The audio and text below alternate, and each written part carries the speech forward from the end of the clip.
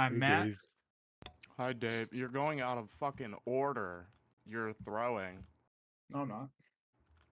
No, he isn't. He isn't. Yeah, Well, Jax is. Anyway. Oh, what the? It's your turn, Rob. Hello? What? He's Rob. What, Dad? Oh, yeah. Thank you. Bye. Yeah, I'm Rob. That's what he was telling me. Man just got like an alien connection from outer space. I'm Dustin. My phone number. I'm Or my Jax. phone. My ringtone. Phone number. All right. Way to go. That's my actual ringtone on my phone. Yes, it is. Call me right now. Yeah, call my phone.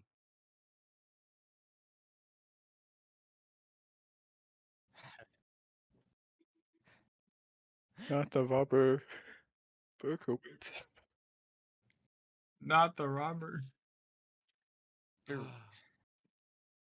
It's an inside joke that came up on this show. Didn't it? Yes. I'm pretty Actually, sure I don't we think. started Do I doing have your it. phone number? I don't know. Oh my Well, god, here we Dave go. definitely don't has think my I phone do. number. All right.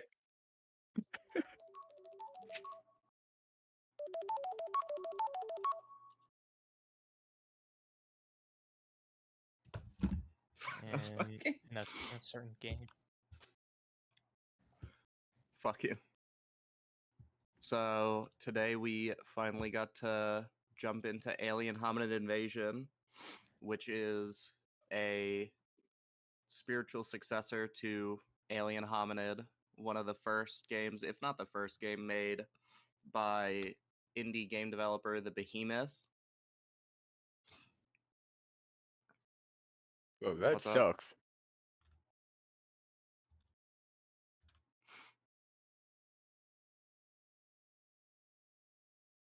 For the love of fucking God.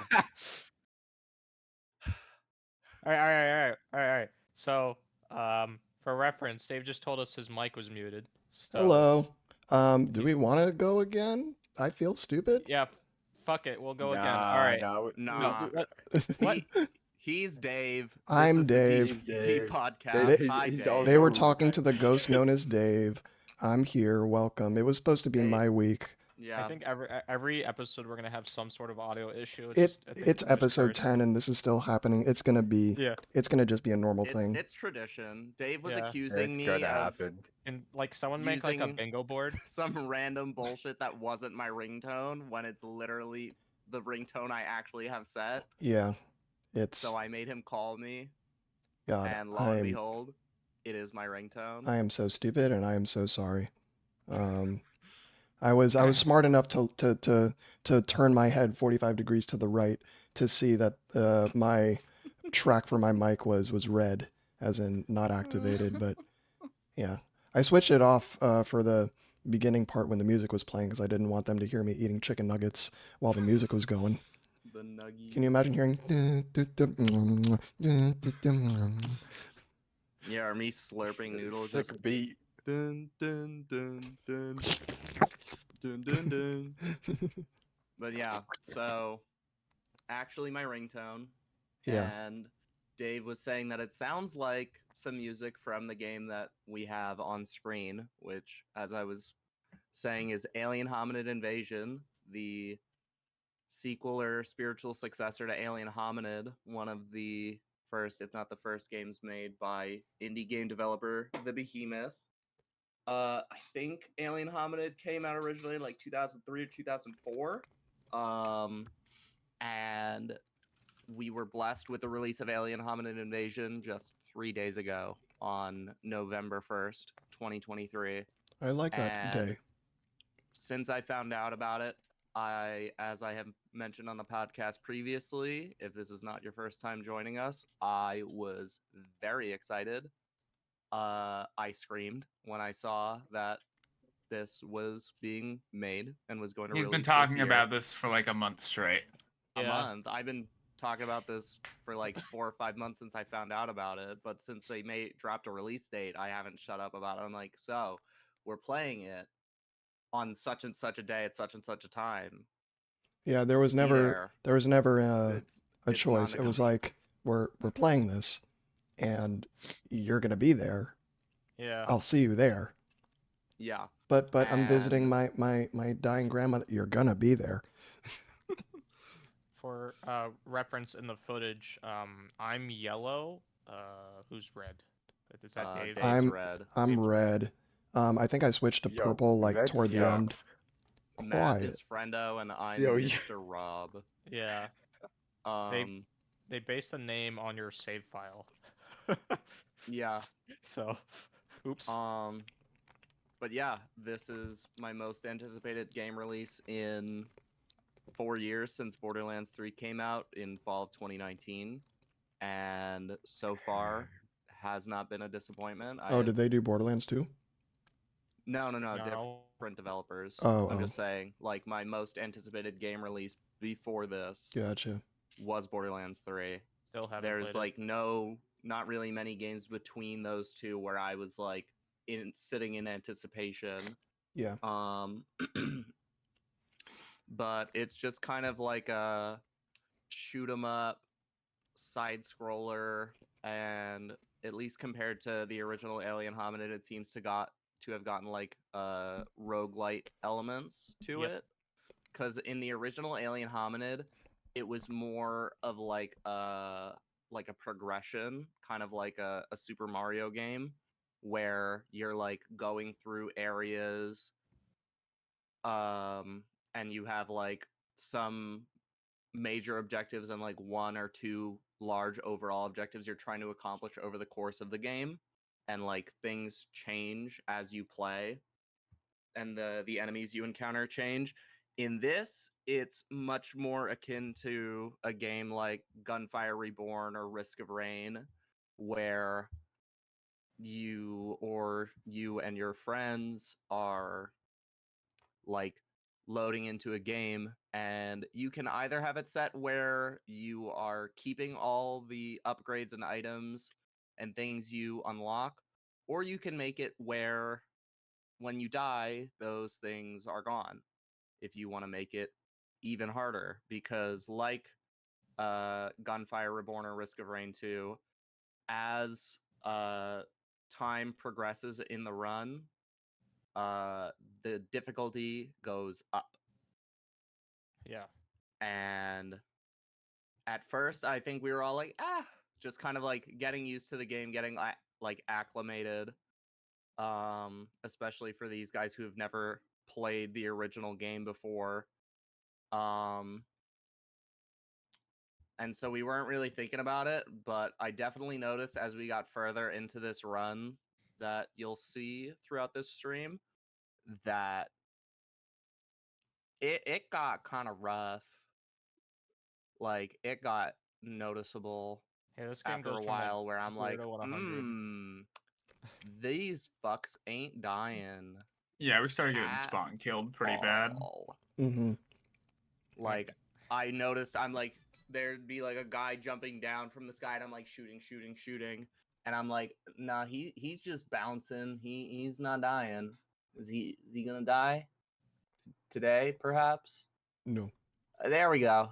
Oh, I lost a third of my health while I was focused on shooting that guy. Oops. But yeah. So I will say it's very different from what I remember of the original Alien Hominid. Am I upset? No, not really. I'm just- definitely having a lot of fun so far. My biggest complaint is I'm still trying to figure out how to consistently bite dudes' heads off, because that was one Yeah. of my favorite things to do in the original Alien Hominid, was just to do the whole level, jumping on all these dudes, these dudes that you see, these secret agent, government, military guys, just jump on them, bite their head off, Yeah. and just do the whole level like that. But I have not figured out how to reliably do that. I know Matt has managed to do it, but I think don't I even did. think I've done it a single time. I saw the guy. I saw a bunch of blood come out of his head, but I don't Mhm. remember if it actually happened or not. I don't remember. I might have just shot him and his head came off.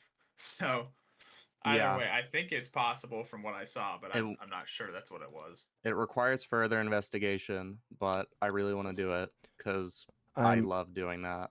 I'm noticing from looking back at the VOD here that one of the street names, the street sign, said that the street name was Sequal Street, Huh. Seaquuol, $100 soda. which is Holy kind of shit. cute. I like Jesus. that. Oh, look, the guys from Battle Block. Meow Motors. Look at that. Oh yeah. I mean, yeah, there's a ton of Yeah. references to their other games. I mean, you can get a Castle Crasher guy ahead. One of you guys got that. Yeah, I got that. There's at least one level, or there's like a randomly generated like background item of like a statue or a dummy of I think the blacksmith from Castle Crashers. Never played it. The behemoth as a studio can be very self-referential in their own games. I fucking love I mean, Battle rightfully Block so. here. I feel like Yeah. when you're an indie dev, you want to, support I- all your other games through Mhm. your other games. Yeah, and I mean they have a very like consistent like art style for across all of their games. I should mention Even like, the sound design. I don't know how much everybody else has played Castle Crashers, so I don't know how much everyone else noticed. I know I've made these guys play it a little bit, but I've definitely noticed that some of the sound effects in Alien Hominid Invasion are similar, if not the same, sound effects from Castle Crashers. There was one part of Castle Crashers I just couldn't get past, and it was like the second level. The sec. Yeah, Do you mean the second just- world or the second level? like the second Region? level. No, level. Like basically right after a tutorial. I'm Wow. concerned. well, gaming journalist. Yeah. That's not gaming journalist. That's not where I thought you were gonna say. I was like racking my brain. I'm like, could be there, could be there, could be there. I'm like thinking of Wait. all the places The- that like I've experienced difficulty either playing by myself or playing with people. I love Yeah, you, Jax. I did not expect you to say the second level. Yeah, I played that for like The- 10 minutes and never played it again. The gaming journalist thing reminds me. Obviously, that's referring to the. Well, it might be referring to the gaming journalist who went through the tutorial of Cuphead and couldn't Yeah. get past just that part. Uh-huh. Going back to what Rob said earlier, that this is like his most anticipated title since Borderlands. Anticipating games, especially new IPs, which I know this isn't a new IP, but that's not something that I really do. I don't look at games that are coming out and are like, oh, I'm so excited for this one. I usually just hear about it like the week before it comes out or like the week after it's out. And if I see a lot of streamers playing it or if I see my friends hyping it up, then I'll give it some attention. But I never really think about or look out for games before, especially like a year or years out from release. The only time that has happened with me was for Cuphead. As soon as I saw the art style for that, I was like, I'm excited. I'm getting Same it. here. I love it. Yeah. And Kick-ass Man. music. that was like what, 2017? 2016 or something? And the DLC came out what, last year? Yeah. Which I still haven't gotten. Yeah. But Still haven't beaten the base game. yeah. Taking time. I don't think I've had a game like that besides, I guess, Oh, shush, Destiny. Destiny. But like, besides that, I haven't really had a game I'm like, oh, I can't wait for that to come out. Oh, Yeah. The last game that I was truly excited for was Elden Ring. oh, true. Huh. And before that, it was like nothing. for a long time, and then Elden Ring, and then now it's been nothing for a long time. Mhm. Yeah. Oh, the DLC for Elden Ring, yeah. If we're Oh, talking a that's new gonna happen. IP, That's gonna happen.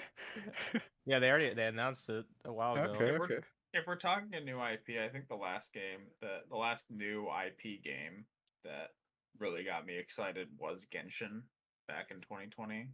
Dude, Mhm. aren't you My hyped for favorite Marathon? Yeah, no. Uh, I honestly do not like extraction shooters that much. That's why I'm really not that hyped for Marathon. But yeah. yeah, I think the last game that I was like really hyped for like that was Genshin because I played Honkai Impact for a really long time and I knew that this was the same developers. So the second I heard about the game, I was like, "Yo, I'm gonna play it." Honestly, I didn't know about the game until like the day it came out, and then I saw a bunch of people like talking about it in like news and stuff. Mm-hmm. Yeah, but I It never came out of actually the per- knew it. it came out of the perfect time because I don't think Genshin would have done as well as it did if if gaming wasn't like dying. It was like dead when Genshin came out. The Like there were pandemic so many also. games that were just not doing well. Mm-hmm. I also And it did was not COVID. know about Genshin until the day it released or the day before Yeah. it released. Same I here. found out from Jerry Yeah. the day of or the day before. I only found out because MCAS was playing it. Mm, Mhm. yeah. I don't Jerry know. I was saw like, "Hey, dude, have you heard about this? Are you gonna play this?" I'm like, "What is that?" And he showed me, and I'm like, "Well, I guess I am now." I had never heard of Gacha before Genshin, Really? which is yeah, That's crazy. which is I've known probably a good thing. Gacha since like 2015 Yeah. because I used to play a I Gacha mobile game on my phone I had like in high school. an idea that that type of game existed. I never put a name to it or knew that it was as big of a business as it is. Um, and I, when I don't understand something, I sort of just don't pay attention to it. I don't try to, Mhm. I don't try to understand it if I don't care about it. Um, and I wouldn't say I care about gotcha now. I just participate in it, I guess. Um, so weird. It's a weird dynamic that we have. Burn it, let it die in a fire. True. Rob, when Hmm? did you say the first Alien Hominid came out? 2004, 2003 or 2004. November 21st. Okay. So how long does the game take to complete if you're not trying to speed run it, but like you're like doing it maybe over you're playing it for a few hours a day consecutively, like how long do you think that would take? Um, I don't know. I'm looking it up. Um, it seems like the average time to do the original Alien Hominid is 4 to 5 hours to just do a single run. It's like Castle Crashers, right? Yeah. Okay, I thought it was longer than that. Oh. But yeah, this description says 16 full levels, 7 mini games, and 50 all new PDA levels. PDA? Yeah. Or like challenge levels. Ah, I think something like public that. display of affection levels. Mwah. Mwah, Mwah. Mwah. mwah. Yeah. Yeah, the I think the I only ask PDA because I'm games in and of itself are like a mini game, yeah. but it was a large mini game. Um, I only ask because I'm wondering how long it'll take for speedrunners to get on top of this and but I mean, this seems to be like a very different style of game. mm, yeah, I wouldn't know. I didn't play the first game. Because I mean, I'm not seeing any substantial story so far. Yeah. So It Rob, seems what is like your favorite part about this game, this new game so far? Mm, I think just getting to play with so many people, because the original game was 2-player. And the Oh, cosmetics, the amount of cosmetics, there were not really that many cosmetics back then. I like that the cosmetics here like actually have function. Mm, Like you put yeah. on a Cyclops head, and all of a sudden you can shoot 3 bullets instead of 1. They should make it so like if you beat the game or whatever, you can just swap the modifiers on like command to costume, so you don't have to like grind for it. Mm. I don't really know if Not- there's a beating this game. yeah, that's what I'm wondering. I think It so. doesn't 'Cause feel there's, like the type of game that you'd be able to beat. with well, the how way many you play it. mutations do you have? Like 13 that you have to unlock. So 13 HQs. Yeah, but then it comes to like doing different like runs and play styles. Like that's why I feel like it's less like the original game and more like a roguelike. Well, yeah, but you can like beating like let's say Isaac is just going all the way down and killing the boss. You beat it, but you could have Yeah, 100% but then completion, which is different. then there's but, more ways to beat it after you beat it Yeah. once. but you beat the game. Yeah, but Okay, like so- I don't think most people consider Binding of Isaac finished. You beat the boss the one time. Yeah, well, get all the endings, you've beaten the game, and then you have 100% completion or 1,000,000%, 1,000,001. What is it? Whatever. Million. Dead God Mm-hmm. 3 times. Platinum God. Oh God. Yeah. I So was, would you say the replayability of it is high or low compared For this to how game? much you played? Yeah. I would say the replayability is high as long as you're playing it with friends. Okay. I think it would get boring single player because I honestly when we were playing after about 2 hours I was like okay done like I don't. I think since It's there it's is kind that of like R, a party game. It feels like Party Animals in the sense where I'd like to play it for a little bit every Yeah. once in a while, but I wouldn't want to play like an 8-hour session of this game. No. I think since Okay. there Just is gonna that get hand RNG, cramps. since there is that RNG element with Gotcha. it, with all that stuff, then it does lend itself to be more replayable in that respect. Yeah, with the customizable builds definitely like with the Mhm. shit. Gotcha. But Okay. you know the meta is probably like some like energy sword like Yeah. fucking I don't know crit or I don't know. Yeah. Lightsabers. It's just a matter of time Yeah. before the elitists tell us why we're stupid for playing the build with the gas mask. Yeah, And you're not using the energy sword meta. you're not imagine not using the That's a critical blunder, man. Yeah, this week's been crazy for gaming. A lot of stuff has come out or happened this week. Mhm.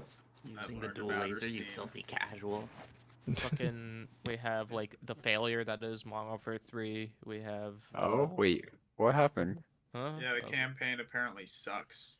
It's- Didn't you say that's like the best, one of the best parts of the Modern Warfare Well, series? yeah, the first two were amazing. That's why I'm so disappointed right now. I was like really excited for this I guess finale is what it was Yeah. supposed to be because Modern Warfare 3 was my favorite campaign that I played when I was a kid. And this is sort of like a remastering of Yeah. the original Modern Warfare 3, but all the cool characters are still alive. You didn't have like Ghost dying in Modern Warfare 2. Hey, Spoiler spoiler. alert. Spoiler.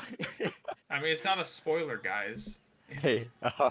it's Modern Warfare 2 that came out literally What is your 10 years ago. is your cutoff for 12 years spoilers ago. and movies different for like the amount of time that needs to pass? Like if I said right now like fucking Darth Vader is Luke's father, like obviously that's That doesn't. Yeah, that's it not doesn't- a spoiler. but like If what you- is if your you- amount of time? I am expecting I don't have a limit. I feel like after a certain amount of time, like for example, the Modern Warfare original series back from like 2010 or maybe earlier than that is like Earlier. yeah, it's early. So it's just like Okay. I feel like that's already past the limit So for that. Yeah, So, I like, would say I like don't 10 care. years. I actually have a certain opinion about this. I'm glad we brought it up. I think at some point it does get further, like far enough in time where the thing has come out and then it's no longer a spoiler because it's like if you were gonna watch it, you would have watched it by now, sort of thing. Hmm. And like, don't be mad at us for talking about it, blah blah blah. But for something like Star Wars, or like Pop culture. it is pop culture, but like when something is out long enough for a new generation to consume it, then I think the spoiler argument becomes a little bit more legitimate because now like let's say the Modern Warfare thing that you supposedly just spoiled, excuse me, just spoiled. Um, I wouldn't say that's been around long enough for a new generation to get into it. So the people that would consume Modern Yeah. Warfare would have played it already if they were going to, and therefore I wouldn't call that a spoiler. In like 10 years or 15 years, when you have a new group of a new what do they call? Not a generation. No, Generation. no, there's another Cohort. cohort. When you have another cohort that is gonna play it and consume it, then maybe. I can see that argument with movies, Dave. I do not see that argument with games Yeah. at all. So like, I do not see that argument with games. Why not? Literally at all. Why Because not for games? I don't see it with games games like either. Modern Warfare 1, 2, and 3 are never going to be played by a new generation. It's just not going to happen. Because Yeah. they're Why- not why- going why to be don't you think so? available to be played. You're not going to be able to get a PS1 or a PS2. Like, there's a very rare amount of people who are even going to be able to get the game, much less play it. Interesting. I didn't even think about that. Huh. yeah. Yeah, fair and argument, that gets yeah. into like this whole other conversation within like the video game community of like preserving the media Yeah. for like a historical record, because you would think that as a game gets older, it becomes more accessible because more copies of the game, at least back when games were primarily physical copies, more copies of it were produced as the game got older rather than when it first came out. But as time goes on, those physical copies get lost or damaged or destroyed. Mhm. Becomes And the rarer and hardware rarer. used to play them does the same thing. It gets lost, damaged, destroyed, becomes obsolete, just dies. It Yeah. even happens with software. Heck, look at Flash games. True.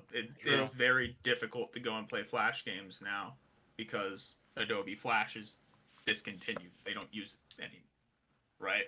So it's a very it's very like within the time period. You're not going to be able to play Modern Warfare 1, 2, and 3. I mean, you will be able to if you have the devices to play it on, Yeah. but it's not going to be something feasible that could be a spoiler for future generations. I don't see that happening. That is so interesting. That's very like sad in a way. Yeah, And a little also, bit. the way games just Just by their Like- very nature that you need a certain system to be able to play it at all makes it, yeah. I mean, PC gives you a huge range because you can go on Steam or Yeah. wherever else, get an emulator, and you can get some old ass games. Hmm. And some other avenues, like on the Switch, you can get some like emulations of really like older Nintendo games, Mhm. but it's fairly limited, and the amount of games that you're going to be able to play on PC like that are also limited. Yeah. And I think just in the way that, you know, obviously movies now look a lot better than movies from 40 or 50 years ago in terms of especially like special effects or animation or whatnot, and the audio quality and sound design is likely improved by a substantial amount as well. But I think it's not nearly as palpable as in video games, because you look at these newer games, you look at games like Baldur's Gate, and then you look at a AAA title from 15 years ago or so, you know? You look at something like Assassin's Creed 2 or GTA 4, and those games were well made and they were very well received at the time. But now you put Baldur's Gate 3 side by side with GTA 4, and you're like, how would people ever think these games are of the same caliber? Mm-hmm. Because the difference in quality as it was available at the time is just night and day. And I think it really alters the experience a lot more than watching a modern movie versus watching an older movie. Yeah, because I think Star Wars is going to be something people watch for a very long time in the future. Yeah. Future generations are going to continue to watch Star Wars. Future generations are going to continue to watch the animated Disney movies from the like Snow White from the 1930s, right? There's They have animation in 1930s. It was the first animated movie ever created. Oh, okay. It was made in the 1930s. And they're remaking it. Jax, the way they made that movie was they had a bunch of people draw panels had painters. And literally just every single frame was something somebody physically drew. And that was Snow White. And they it had is one of the most impressive things. They had multiple layers, so like when they zoomed in the camera or to take the picture or whatever, they would have like I forget what it's called when like one layer moves more than the other. Parallaxing. They had like parallaxing and shit, so it wouldn't just be one drawing. But yeah, that movie is impressive. But yeah, those have a lot more longevity than video games do by far. Yeah, for sure. Do you think people are gonna watch the original animated versions of those movies, or do you think more people are gonna watch the CGI remakes? I think the remakes. I feel like there is more. I think the more realistic the medium is, the better it ages in media. At least in the sense of like looking at it side by side. Like, I would argue. I don't know. I think stylistic animation is timeless. Yeah, so like, and it depends on how it's animated. No, I would argue that realistic shit at the time, animation was gonna get dated much faster than stylistic. Like, look at fucking Toy Story. For at the time, people were like, "Whoa!" and then now it's like it looks like shit. It does. It doesn't. Have you looked at the Toy Story dog? Look up the dog right now. The Toy Story dog, the Slinky dog. The Slinky dog? No, like the real dog. Oh, like the the white and black one or whatever. Yeah. Wait, I don't know what the heck. About. Why did you tell me to do that? Apologize. What the heck is this game asset right here? Now. His name is Scud. Yeah, Scud. I don't remember that dog. I don't either, and I wish it had stayed that way, bro. I believe it's Sid's dog. I can count the polygons. Yeah. Jesus Christ, that thing's gonna haunt my fucking dreams. 2D animation, I think, will always be superior for like longevity, in terms of looking back at something and rewatching it. So I think people, I'm gonna agree with Matt here, where people are gonna look at like their originals more, just because they'll look better than the CGI ones. Because you can tell with the CGI ones, like even now, because Disney's team is like super overworked, you can fucking tell. Like, I mean, I guess if we're talking like CGI specifically, sure. But like, if we're talking like a 2D animation, I'd rather watch like a 1990 version of Snow White than a 1930 version of Snow White. Well, if the 1990s was like 2D animated better, then yeah. But if it's not, Well, yeah, presumably if it's 2D animated. If we're talking about like remasters, then I Yeah, absolutely agree with you, Rob. I If think they remaster it, I agree. I think Yeah. people are gonna watch remasters more than they're gonna watch originals after a certain point. yeah, well, yeah. And I think it's remasters. more so the case with animated media than But I would live argue action. that like their remakes is the CGI. They're not remasters. Remaster would just be touching up the footage of the original. That's what a remaster is. A remake is completely making. It's it like from what they're scratch. doing with Snow White right now with Yes, the live exactly. actions and stuff. Yeah. Yeah, I don't think the live actions will be what people go back to. Well, when it yeah, comes to but Disney I don't movies. think comparing live action to the animation is even they're not even the same at that point. Yeah, but there's they're CGI completely in different. that. It's like if we were talking about like what do you think people are gonna watch more, the Death Note anime or the Death Note musical? The anime. The Death Death Note Note live Broadway action with play, my and boy Light Turner. I'm like, Light. who the fuck thinks more people are gonna watch the Broadway play Oh. Death Note? People are gonna The watch musical the 2D Death Note anime. rather than the I didn't know that was original. a I don't thing. care how fucking old the anime You're is. gonna Yeah. get a heart attack. A heart Yeah. attack. All right, I'm gonna write his name down in the Death Note right now. No. Enjoy But your yeah. last 60 seconds. Is that all it Moving was? back to It wasn't a Call long of Duty, time. though, with Modern Warfare, the main thing about the Modern Warfare series that, you know, when I heard it was getting remastered, I was interested in is, I mean, my name on BattleNet is still Price, right? Captain Price is my favorite character pretty much in gaming. I've loved that character since playing the original Modern Warfare games. I named my my gamer tag after him. XX underscore Right. Price underscore Slayer underscore XX. No, but okay.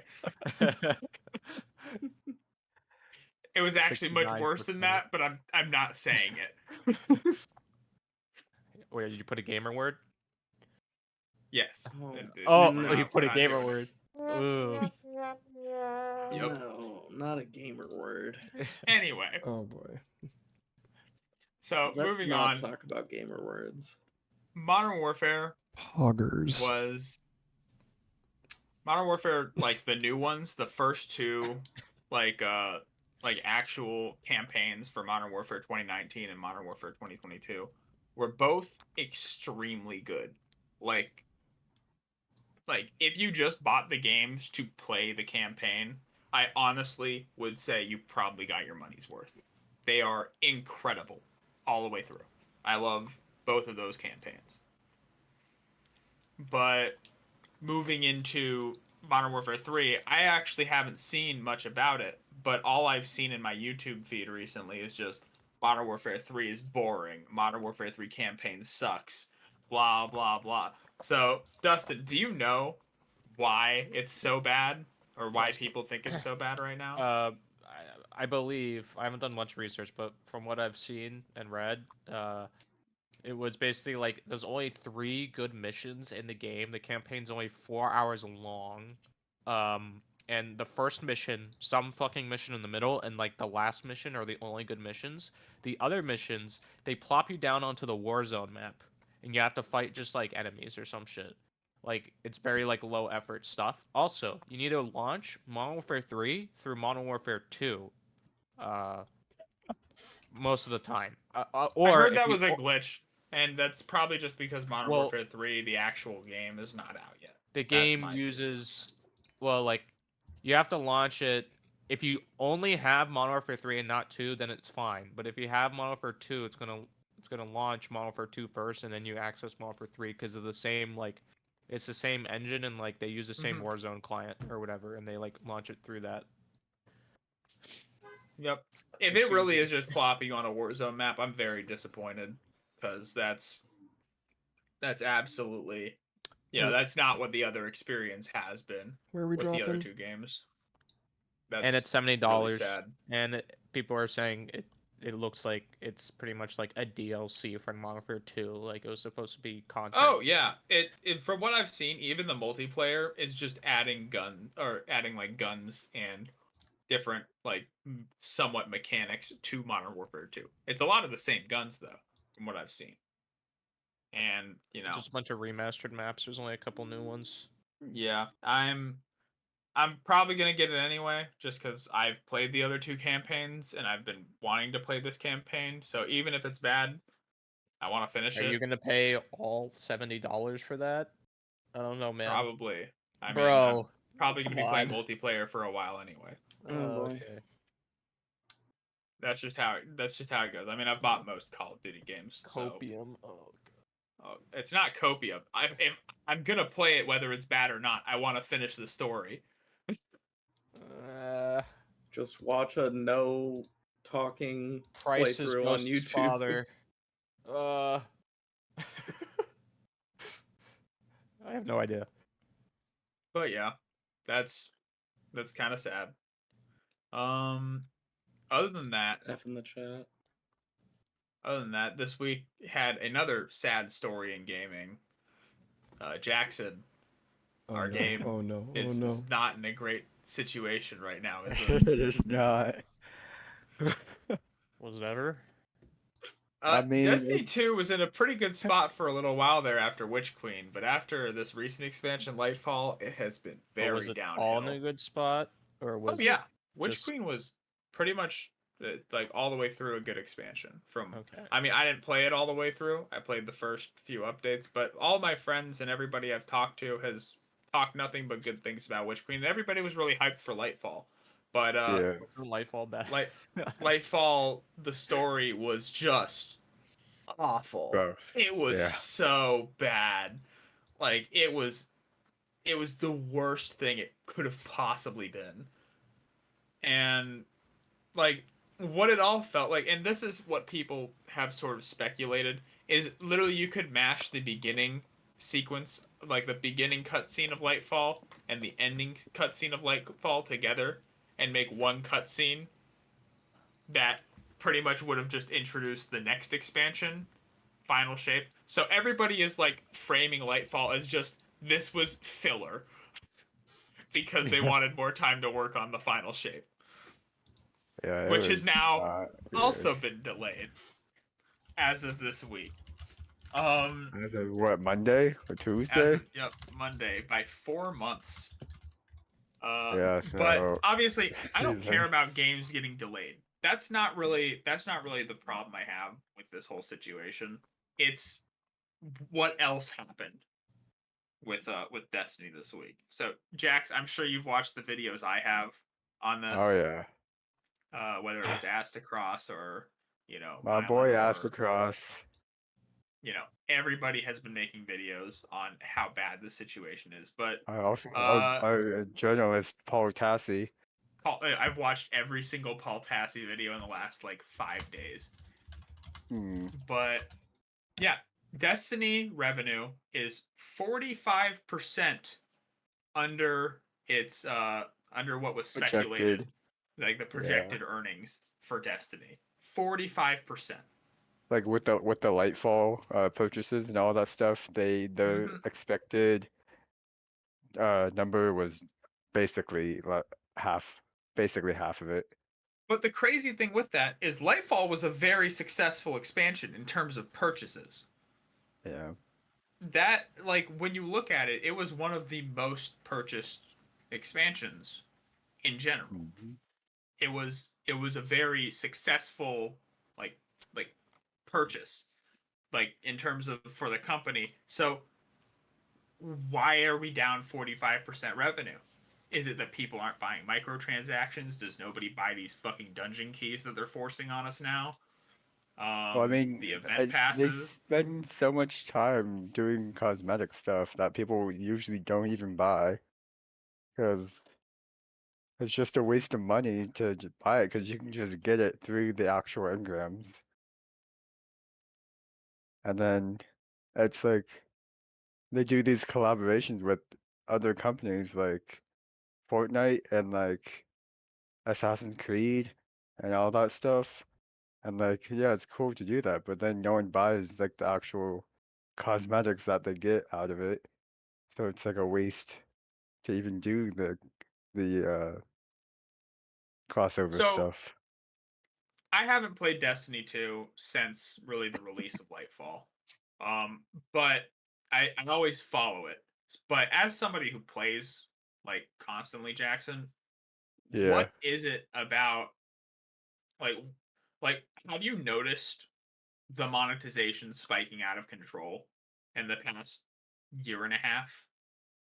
Honestly, I could not tell you because all I do is get on, play PvP for like 3 games, and then get off because Gotcha. 3 games is all I need to do for like The Pinnacle weekly or stuff. anything. Yeah. Yeah.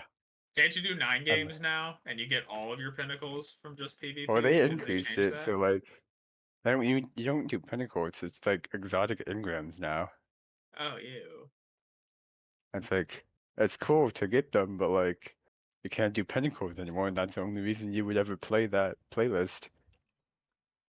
Besides, if you're just bored enough to just redo the same strikes over and over again, or if you like PvP, which PvP is also trash because the meta is just, well, it was reflecting shield titans that blocked all damage for like half a second.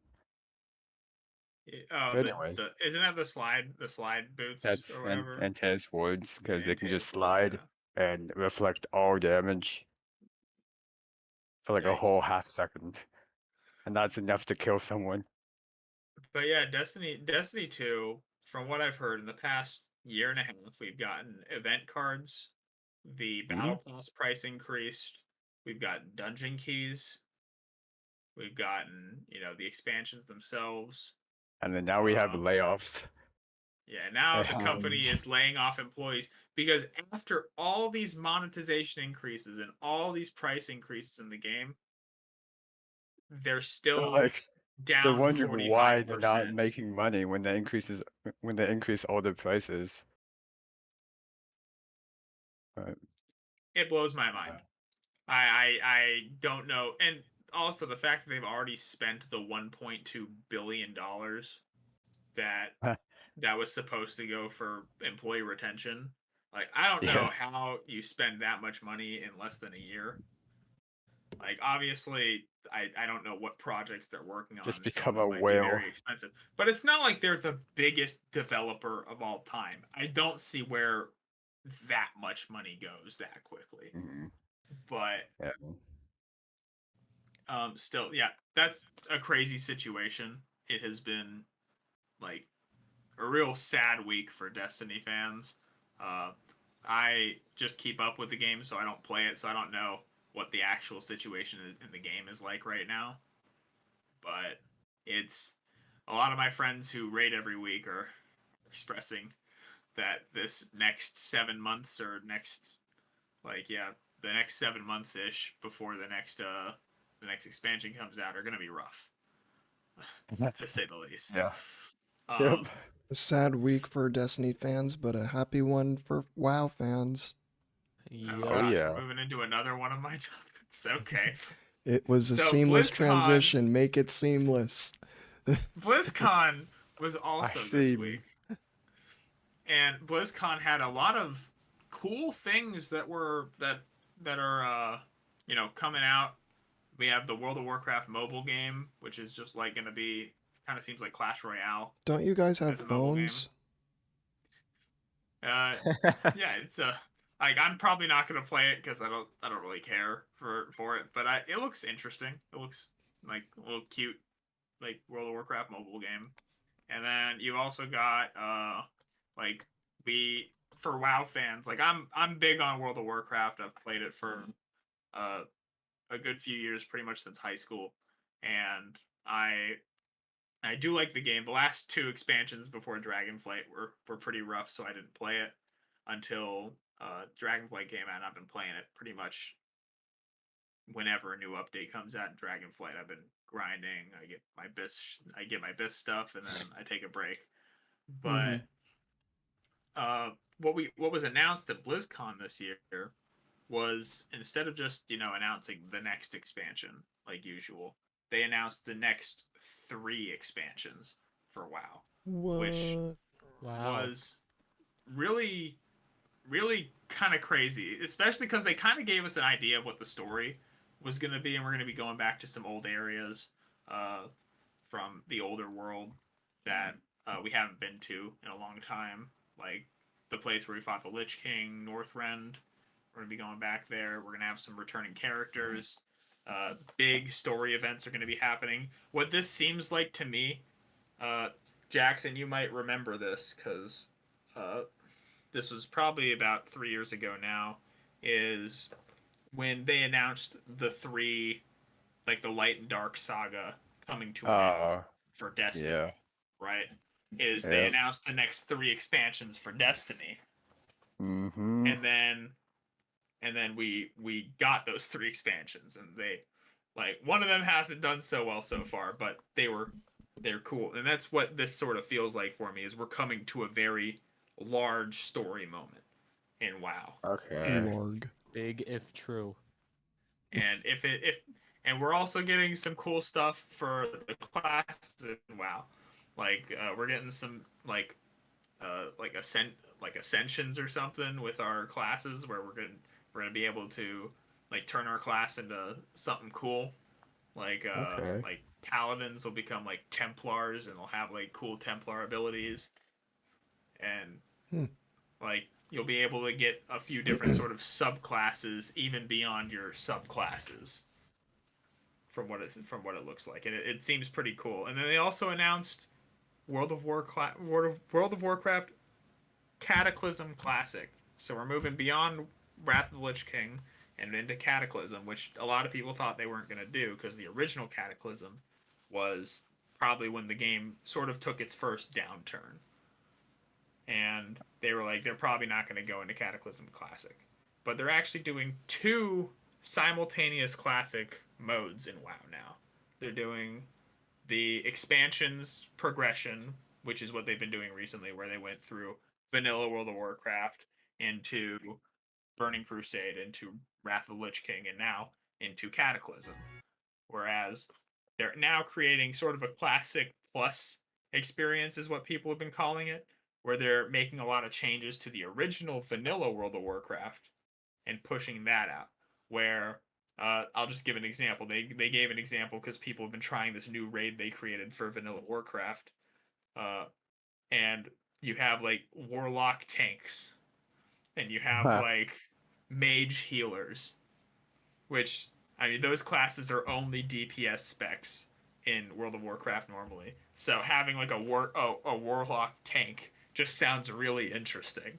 I wonder if it's like you do that with your summon or something. That's very cool. It's but yeah, it's a lot of class ability changes that they're putting in, and a lot of class fantasies are being sort of morphed around. You're probably going to have like a priest running around beating someone with a stick or something. It's going to be kind of cool. Mm-hmm. They're starting off with a level cap of 25, and they're going to raise it slowly, and they're going to come out with more raids, it looks like, because they're coming out with a raid that never existed in the original vanilla World of Warcraft. So Wow. it seems like they're just making changes to what the game originally was, and sort of doing a remaster of World of Warcraft. Big wow. Remaster. A WoW master. Rework, remaster. The master of WoW. But other than that, we got a few different announcements at BlizzCon. Diablo 4 Season 2 seems to be going well so far. I've never played Diablo, but a lot of people are giving that Diablo a lot 1 of hype sucked. right now. Season 1 sucked. I've heard that Season 1 was terrible. I've heard great things about Season 2, Jackson. Though. I may have to start playing it again. As for other stuff, Overwatch is, we got a new hero. We've been playing with a Mauga or whatever. Yeah. He's Amari? he's kind of fun. Ilari. Ilari. No, it's Mauga. He's got 2 giant miniguns. Oh, Minigun Man. Okay, yeah, you were talking about that. So he's the new character. He's kind of cool. He's pretty fun, actually. Yeah, he seems interesting. Very interesting type of tank. I don't think I've seen that in Overwatch yet. I don't know if I've seen a tank like him. But other than that, what else came out of BlizzCon? Well, obviously they formally had the CEO of Microsoft come into, or Microsoft Gaming come into and announce BlizzCon this year because Activision Blizzard is now bought by Did that receive Microsoft. any booze? No, actually. It was kind of, I mean, the thing is, I think most Blizzard fans already know that Activision was really bad, and it's just sitting here like, well, Microsoft can't be that much worse, can it? Yeah. Like, could. is it really gonna get worse than what it is now? And obviously, it probably could, but there's also a chance it could get better. So I think a lot of people are indifferent to it right now. It's a company run by a Billy Goat. Mm-hmm. Why? Because it's bad. Nah, because it's Billy Gates. Oh. But yeah, that's pretty much most of what happened at BlizzCon this year. It was a very I didn't watch the whole thing. I've just watched clips, but overall seemed to be pretty cool. Mm-hmm. A Very lot nice, of cool very things nice. coming. Another game that's getting update soon. Genshin Impact. Yep, Genshin is getting updated. It's been a crazy week for games. It's been weird because the Genshin 4.2 live stream was postponed for a few days. Did we ever find out why that was? Yeah, because it was going to be on the exact same day as the Star Rail one. They actually ran simultaneously, like right after each other. Okay. I mean, I guess that's all right. And I think that's what they might be doing going forward. Okay. Well, that's cool. Anyway, so Genshin 4.2 update coming out in, let's see, today's Saturday, so in 3 days. Woo! That's crazy. I don't think we've ever had a live stream that short of a time before the update actually comes out. Yeah. Very, very interesting. And so this is 4.2, so we're finally getting the woman, the myth, the legend, the Hydro Archon herself. Yep. Farina. Who? I'll be pulling for Farina for Farina. sure. Yep, she's Which they showed another girl in that trailer though. Oof.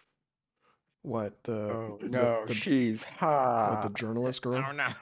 Nah. You didn't see the white-haired girl from the trailer? Oh no, she's hot. White hair. White-haired bitches. Oh, yes, Rob's back. white-haired. Rob's back. Rob, hey. there was a white-haired bitch. Look at this. Bitches. He came at the thought.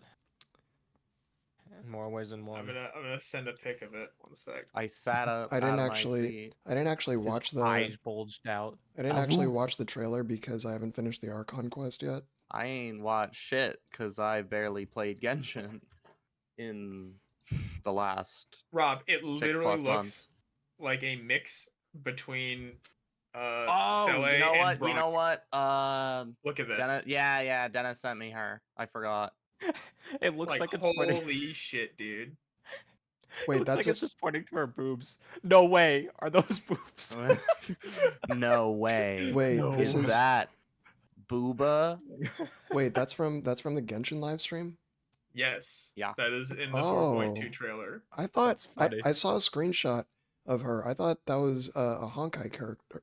See, A Star It Rail looks character. like it. Yeah, I It thought that was a looks Star like Rail it. I character. thought it was Honkai, but I knew it wasn't because Dennis sent it to me and told me what it was. But just looking at him, like that really looks like Honkai. Yeah, I that mean, doesn't. it literally looks like Bronya. It literally looks like Bronya.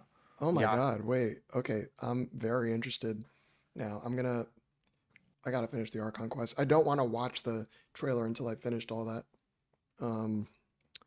Yeah, I'm gonna have to But- catch up because I think this is gonna be the end the Archon quest or like the main story of the Archon quest for Fontaine, likely. So I'm excited to hop into it because I haven't done any of it yet. I've been sort of waiting for it to come out.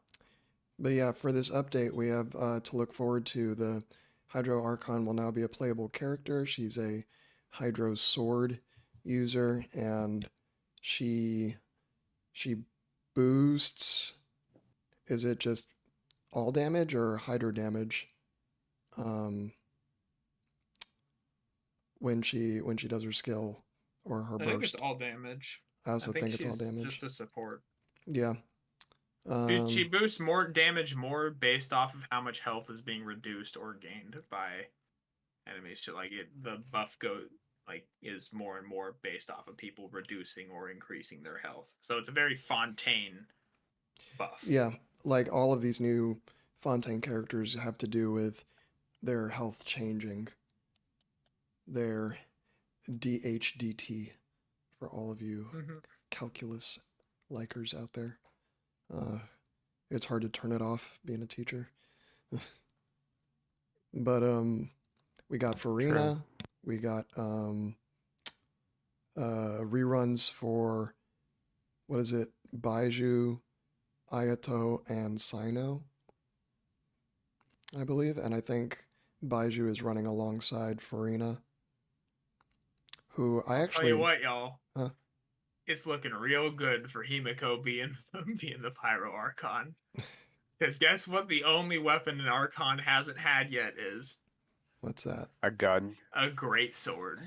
Gun. There's no big sword wielding Archon yet. We have 2 spears, a bow, a catalyst, and now we have a sword. We do not have a great sword yet, though. Matt has been holding his nut since 1.0. Bro, Himiko's gonna. Listen. Himiko's great, okay? Yes, I know. As long as it's Honkai Impact 3rd Himiko and not fucking Honkai Star Rail Himiko. Wouldn't know. True. I mean, Honkai Star Rail Himiko's like not bad. She's just good for grinding, like, not end game stuff. We also have Charlotte as a new playable character running as a 4-star alongside Farina and Baiju. Very unique character. Yeah, Cryo Catalyst. Who all her animations are photos. Yeah, I think that's really creative. Photos. I think that's so cool. Like whether she's a good character meta-wise, whatever, that's just a really cool way to like interweave her like what she does in the story into her attacks. I'm very stupid. Do we have a cryo catalyst already besides Ridsley? No, just Wriothesley. Just Ricely. Just Ricely. Risley. Just Wriothesley. Riothesely. Wright Brothersley. Rethussy. Okay. Someone was gonna say it. Riot Slay. He is someone. But yeah, that's coming out in a few days, and I like Genshin updates are fun and they're hype and stuff. I just hate that they come out on Tuesday nights. Like, it'd be fine if it was like, it's literally the worst time because isn't it at like 10 or 11 p.m. Eastern? Yeah. Yeah, like 10. If it was any earlier, then I'd at least be able to like play a little bit of it and stuff. If it was like an hour later, then it would be just too late for me to like not even think about playing it the night of and just wait till the next night. It's right at the time where I'm like, I could do a little bit of time on it because I have to get up early for work the next morning. It's awful. Just come to Seattle for him. He don't work in Comes Seattle. out at Just be a neat. Comes out at 7 p.m. Wait, we have daylight savings tomorrow. Oh yeah, baby. We do. Oh wait, doesn't that happen tonight?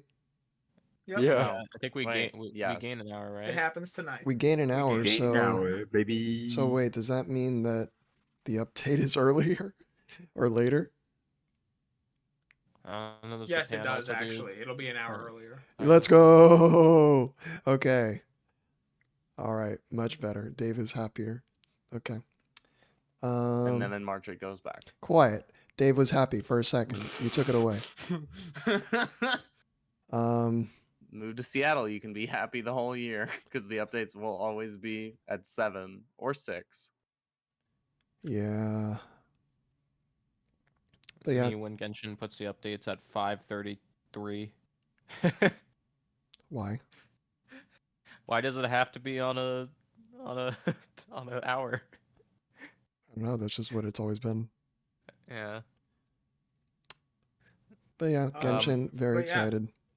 Simultaneously to Genshin, we had the Star Rail live stream too, and Star Rail has been having some really good events recently. I've been wanting to talk about these for a couple weeks now. The Ethereum Wars, which was sort of like a Pokemon-esque event, and then Planner Infinity, which came out last week, have both been some of my favorite events that they've done. The Ethereum Wars Pokemon event, it actually was just, I don't know why I found it as fun as it was, but it was kind of fun collecting all the different enemies that you normally fight, but now you're capturing them and like using them to fight other like sort of enemy trainers. And you had this whole storyline that culminated in an actual like Pokemon-esque Elite Four champion battle. Yeah. And then afterwards you actually go and fight Red like you would in like Pokemon Gold or Gold and Silver. It was very cool, and I had a lot of fun doing it. And then there was also Planner Infinity, which was a simulated universe event that happened starting last week, and that event was pretty much simulated universe, except you just had some crazy buff going into it, where you would get as strong as you could with this crazy buff that they're giving you for this challenge. For example, there's a buff that gives you a chance for when you break a box, you get one crazy like effect that you could have. Like maybe all enemies lose 30% of their HP when you start, or all enemies are weak to your characters. Like every character you have can break their shield. Stuff like that. And every time you break a box, you could get a whole bunch of these. And you just have this stacked, overpowered team by the time you go and you fight the boss, and then you kill the boss, and they're like, hold up, you're not done yet. It's boss rush time. 8 bosses in a row. Do your best. You have 5 turns to kill them. Bruh. Easy. It is so much fun. It is so much fun. Because it's just like, it feels like an actual test of your characters. You get your characters to be this strong, and then you go and you fight this 8 round boss fight with it, and it has a whole bunch of like building your sort of your team around like what buffs you're gonna get in the simulated universe, and like what extra curios or other blessings you can get while you're in there. And there's a lot of random stuff to it too. It feels like a roguelike in that sense. That's why I like simulated universe. There's some RNG to it, but there's also, that aspect of planning and, trying to push the RNG in a direction you like. And it's been an amazing event. I've loved every single version of it that I've done so far. Because there were 5 different ways to do the Planner Infinity, and the rewards were the rewards are the rewards, but they were good. But I would have played that event regardless of if there were rewards or not. It was just that much fun. Nice. I'd like to talk shit about the Planar Infinity event to balance out Matt gassing it up so much. Go ahead.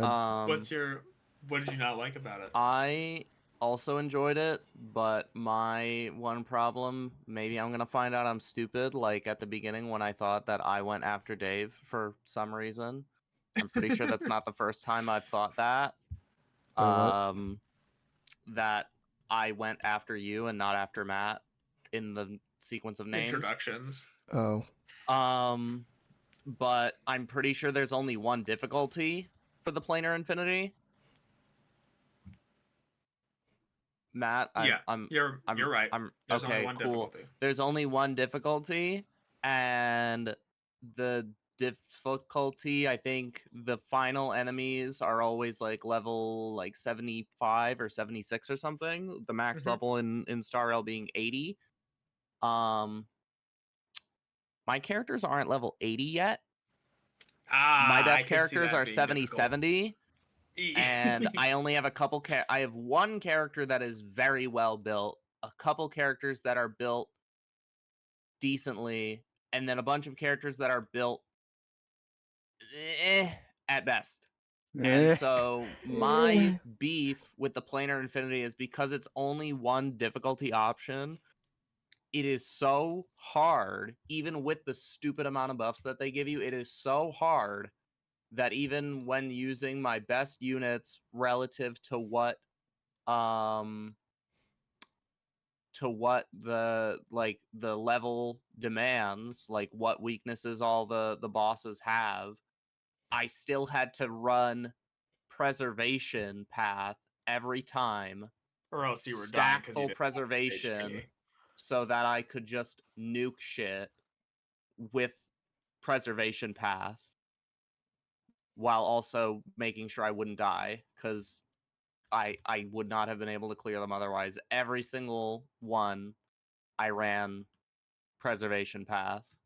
I That is tried interesting. the first 1 or 2 levels with different paths, with destruction, hunt, I think elation, maybe abundance. I don't know if I did abundance, but hunt, destruction, elation, none of them. Could not do So, it with any Rob, of them. this is what I was thinking the whole time I was doing Planar Infinity. Is I was sitting here like, why? Like, it's like how I feel with a lot of the Genshin events, where it's like, why is this an event? I feel like you Yeah. could put this at the end of every world as like an optional thing for you to just do if you wanted to, right? So Yeah. if you did like all of World 8, it's just like, oh, now there's a boss rush if you really want to. I feel like that would be really cool. And it would take away from the fact that, you know, the struggle that you're having right now, it wouldn't Yeah, be like I agree. required in that sense. It's more just like, hey, if you want to, you can. That's what I was sort of thinking while I was doing it. It's just like, why is this an event? It's so cool, but it's just I see your struggle there for sure. Because that's how Hoyo creates FOMO. They did that, and they do that in Genshin all the time too. They do a bunch of stuff that over the course of the time I played Genshin, I was always thinking, I'm like, man, why is this an event? I really like this. Like, I know everyone's gonna be like, that is the one that you think of, but the drink mixing event is still one of my favorite events they've ever had. It was fun. Well, there's so yeah. much fun story why. stuff. It There's so was much fun just story stuff. It was cute. It was fun. fun. It was just a good time. It was fun. It was chill. And after that event, I was like, you know, it would be really cool for them to do. What if there were different ways you could spend your resin to get certain things like talent books or ley lines or artifacts, where it's not like, oh, if you want to get these artifacts, you have to do this domain with these enemies. It's always these enemies. They spawn in this order, in this orientation every single time. Mm-hmm. It's like, what if you could do something else and to spend your resin? You know, what if you could do a ley line to spend your resin if you wanted to? What if you could fight a boss? You know, what if you could fight Child, and at the end, instead of getting his drops, you get artifacts? You know, what if you could do the drink mixing event and you do a mini game of the drink mixing, and then you get your artifacts at the end, you spend your resin? I think that would be neat. I think I that'd never be cool played too. I never But played that that event, so I don't doesn't know anything create about it. FOMO.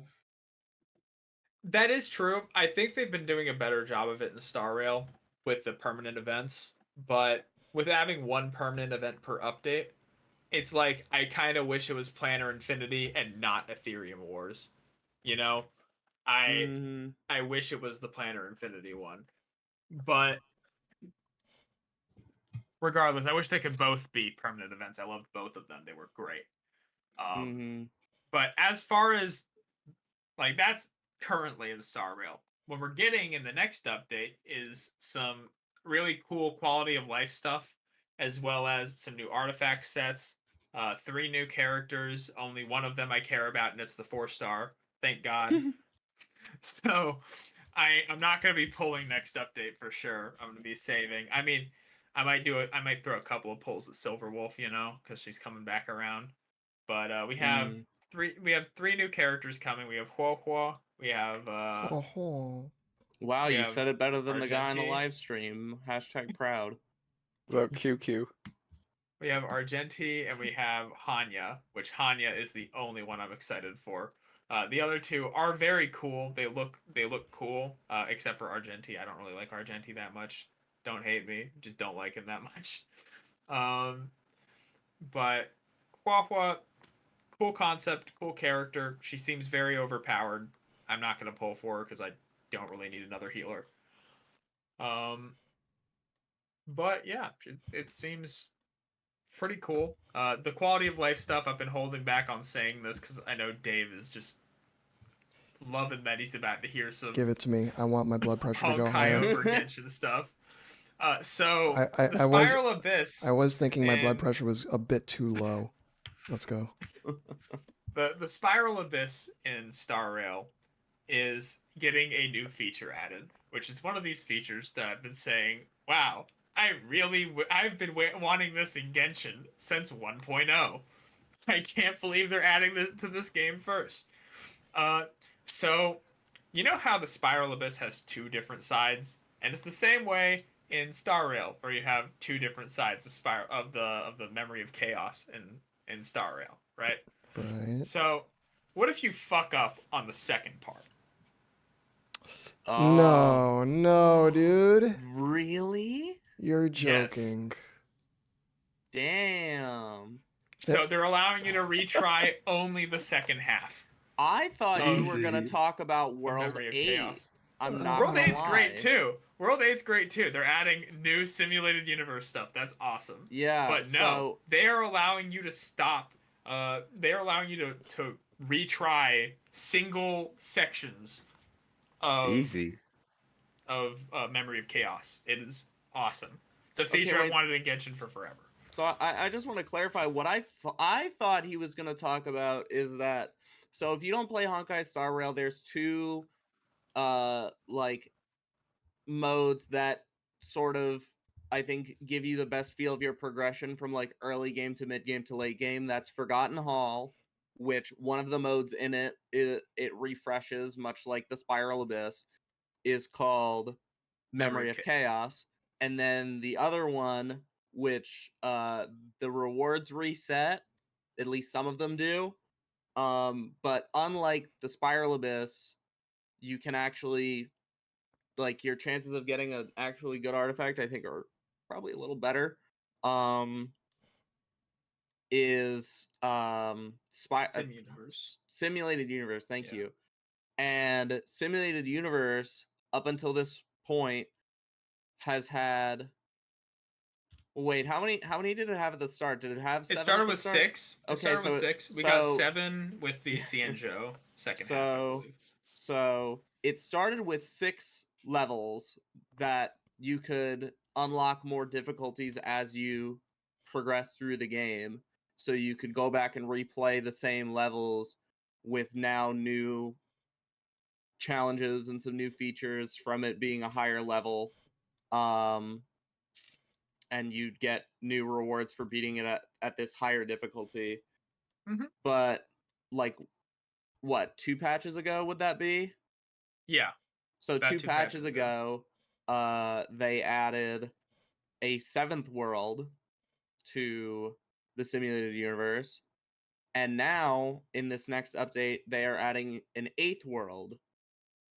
So that means new level, new rewards, and new repeatable rewards, because in the simulated universe you have the option to spend your like resin energy or these weekly energy tokens you can earn in simulated universe to get these artifacts that only drop in each specific world of the simulated universe. And they are like they're not like the craziest. Like the sets from Sim Universe aren't like super crazy buffs most of the time. They're sort of like just addition. It's like a 2-set buff that is very good, but it typically has like a stat requirement to it. Like, hey, here's a if you have 70% or more crit on your character, you get an extra 12% crit damage or something like that, or you get like some extra speed. And there's like a stat requirement there, and they're very good sets overall. But yeah, having World 8, we're gonna get the first clear rewards. It's gonna have the multiple tiers of difficulty again, that are all gonna have their own first clear rewards. And I mean, I'm interested to see what boss it's gonna be. I'm excited, True. to be honest. It's fuck, I don't remember who's the boss for 7. 7's the deer, The deer. Then it'll and 6 is Cocolia. yeah. Yeah. So then maybe it'll be the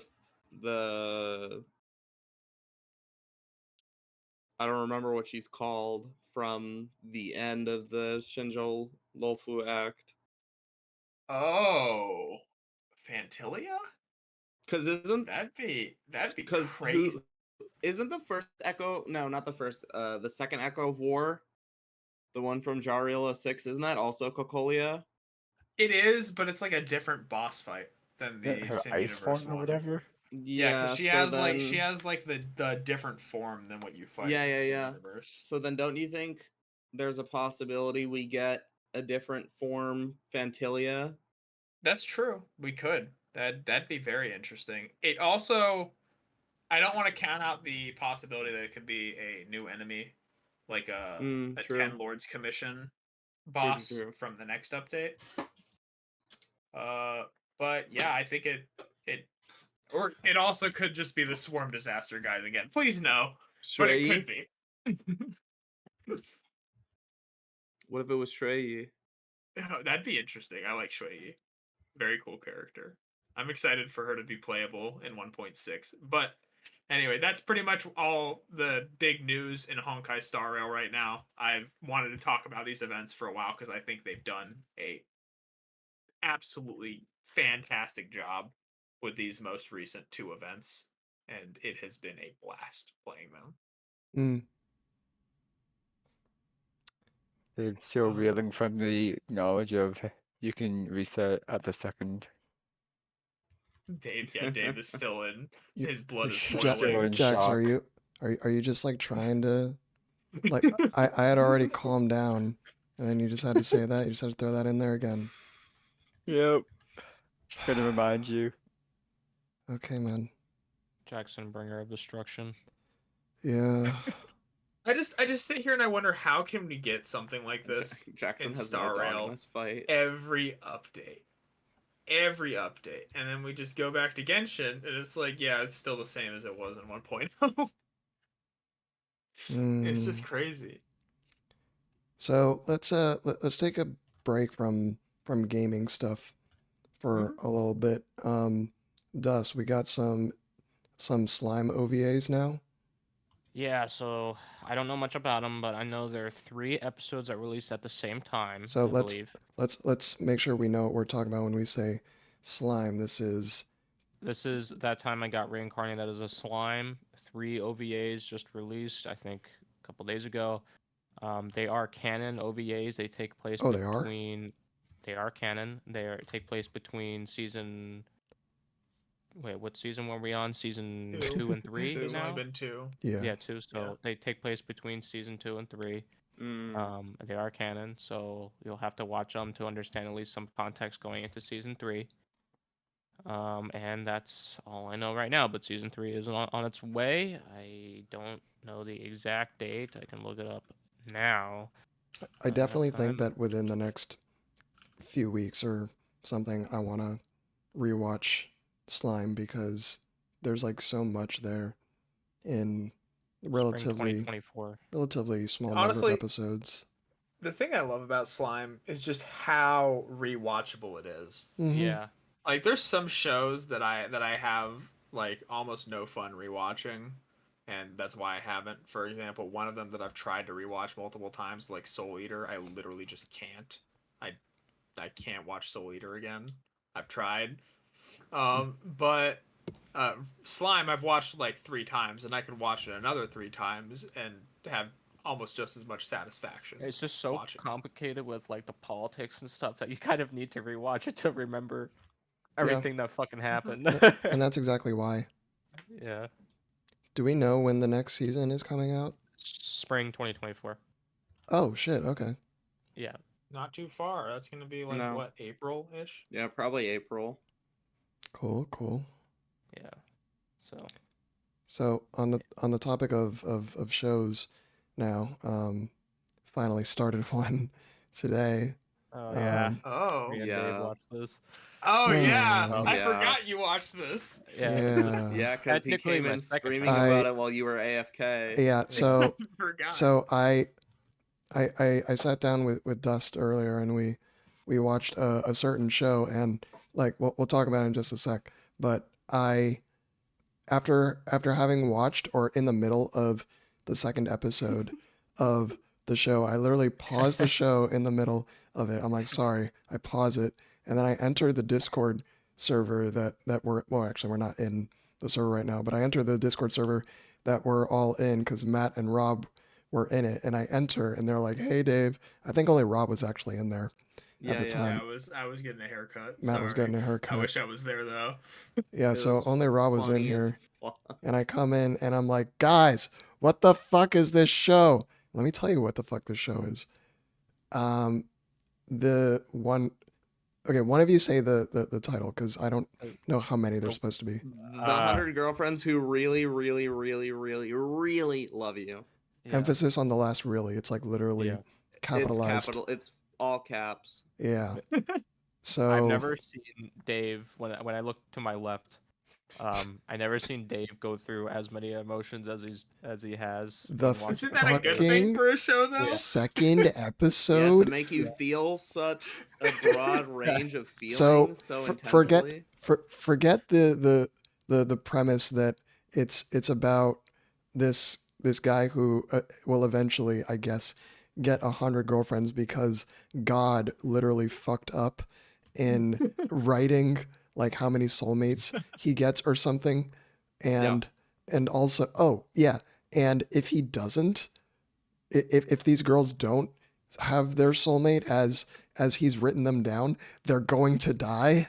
So he's like, Protag Kun thinks he's like literally saving their lives by I mean, getting with all of them. He is. by definition, he is. But okay, Because if they don't meet and they don't get together, Yeah, then, if they don't get together, if For they meet him- and they don't get together, they die. yeah. Well, it's not just they die; it's they get increasingly worse and worse luck, and then they die. So like, who knows how long that's gonna be? But imagine just constantly getting your shit like kicked in. Oh, you lost your job. Oh, you got like hit by a car. Both your legs are broken. Oh, whatever. You're Okay, and then you homeless. die. yeah. So I mean that's the show, and then he gets a bunch of girlfriends. But in the second episode, they introduce this other character, this other female character. Imagine you're running down the halls of your school, and the punishment for doing so is you get chased down by one of the admins. You know, they shouldn't be running in the hall because you're in trouble for running in the hall. So they're running after you. So now you have something to run from, which negates the whole purpose of it. Why are you running from this? You don't want to get in trouble. You don't want to get caught. You don't want the consequences. No, this vice Answer the logic principal, mode. with the saggiest tits you've ever seen and the longest tongue you'll ever see is chasing you, and God forbid you get caught by Miss Vice Principal. She will shove her tongue down your throat to punish you Yep. and tackles you and pins you to the ground and Crawls on all fours. crawls on all four. She's Crawls like on the walls Like and out of a she's fucking Exorcist. she's a Yeah. fucking like ethereal being, some eldritch horror. Yeah. I mean, all of the physical motions that I made were completely involuntary on the couch when I was watching this. I was covering my face. I was curled up, It's so funny. and Dust was to my right, and I'm like Wow. looking at him in horror. Pillow over his crotch. Like What? it literally, his eyes bulged out of his sockets. Like He had we this most surprised look. He went into a fetal position and put his Uh-huh. hand over his face. we just so for Halloween we went out and we saw The Exorcist. I would invite those two creepy girls into my home if it meant I would never have to see that Miss Saggy Tits again. Oh my god. Yeah, and in the manga, they didn't have. I have a 50% confidence in this. In the manga, they didn't have the scene of her like sticking her tongue in the person's throat, or at least the inside part, like the X-ray. They just Oh, had yeah. it from the outside, so they actually made it worse in the anime. Everyone enjoyed. Well, everyone was waiting for it, so everyone in the comments was like, "Ew!" But great, they made it worse. I just remember Rob and I dying laughing the Yeah. first time we watched that episode. We were just, Yeah. it was like 2 or 3 minutes straight of us just being like, what the fuck was that? What did we just Yeah. watch? It was crazy. Yeah. I was not expecting this show to be as entertaining as it is when I was- went into it. So good. Because it's like, It is why? so funny. It is so funny. Like, Yeah. I would say it doesn't add or subtract anything to the show to have or not have that character in there, but here we are talking about it, so I guess it did its job. But Was she hot at least? no, Fuck no, No. not at all. no, Not in the Oh. slightest. I'll put it this way, Jackson, of a- you'd want to run. You would really, Oh, really man. want to run. you Think would, of a corpse that just rose out of the ground, still has everything on, but just completely dried up. Jax. And You fucking- remember what was the name of the girl from Hunter x Hunter who looked all creepy and then turned out to be like not creepy looking? Palm. Oh, Palm. She was like a yeah. worse version of Palm. Like an older, more raggedy, more saggy, tiddly version of Palm. Yeah, like imagine like a 200-year-old version of Palm. Yeah. Mm. Who like crawled on all fours on the walls and ceiling. yeah. I'm literally squirming in my chair right now, just letting you know. So good. So good. And then it goes from that to like a really like kind of wholesome scene like right afterwards. It's just such a 180. Oh god. And there's only 4 episodes out. There are only 4 episodes. We're getting a 5th one tomorrow, though. It's Yeah. tomorrow. Yup. Yep. Okay. Fine. I mean, What, you're invested now. I'm just hoping the white-haired girl shows up soon, right, Rob? Yes, sir. White-haired bitches. Is it white or was it kind of like it's purplish violet, like a light violet, right? I don't know. I Maybe. think from the outro. Yeah. Also, the most perviest cat I've ever seen. If you remember. I remember what you're talking about. Yeah. That whole scene in the 2nd episode That was whole just first kiss scene. it was so funny. Yeah. Oh man, like how many tropes can you put into one scene? There's 97 more. Yep. Yeah. There Each are girl's gonna be. 97 more. We have the tsundere. We have the. I don't even know the. We got 5. We got 3 Yeah. more this season. 3 more. Well, I guess after episode 4 we have 2 more. This 2 season. more. Yeah.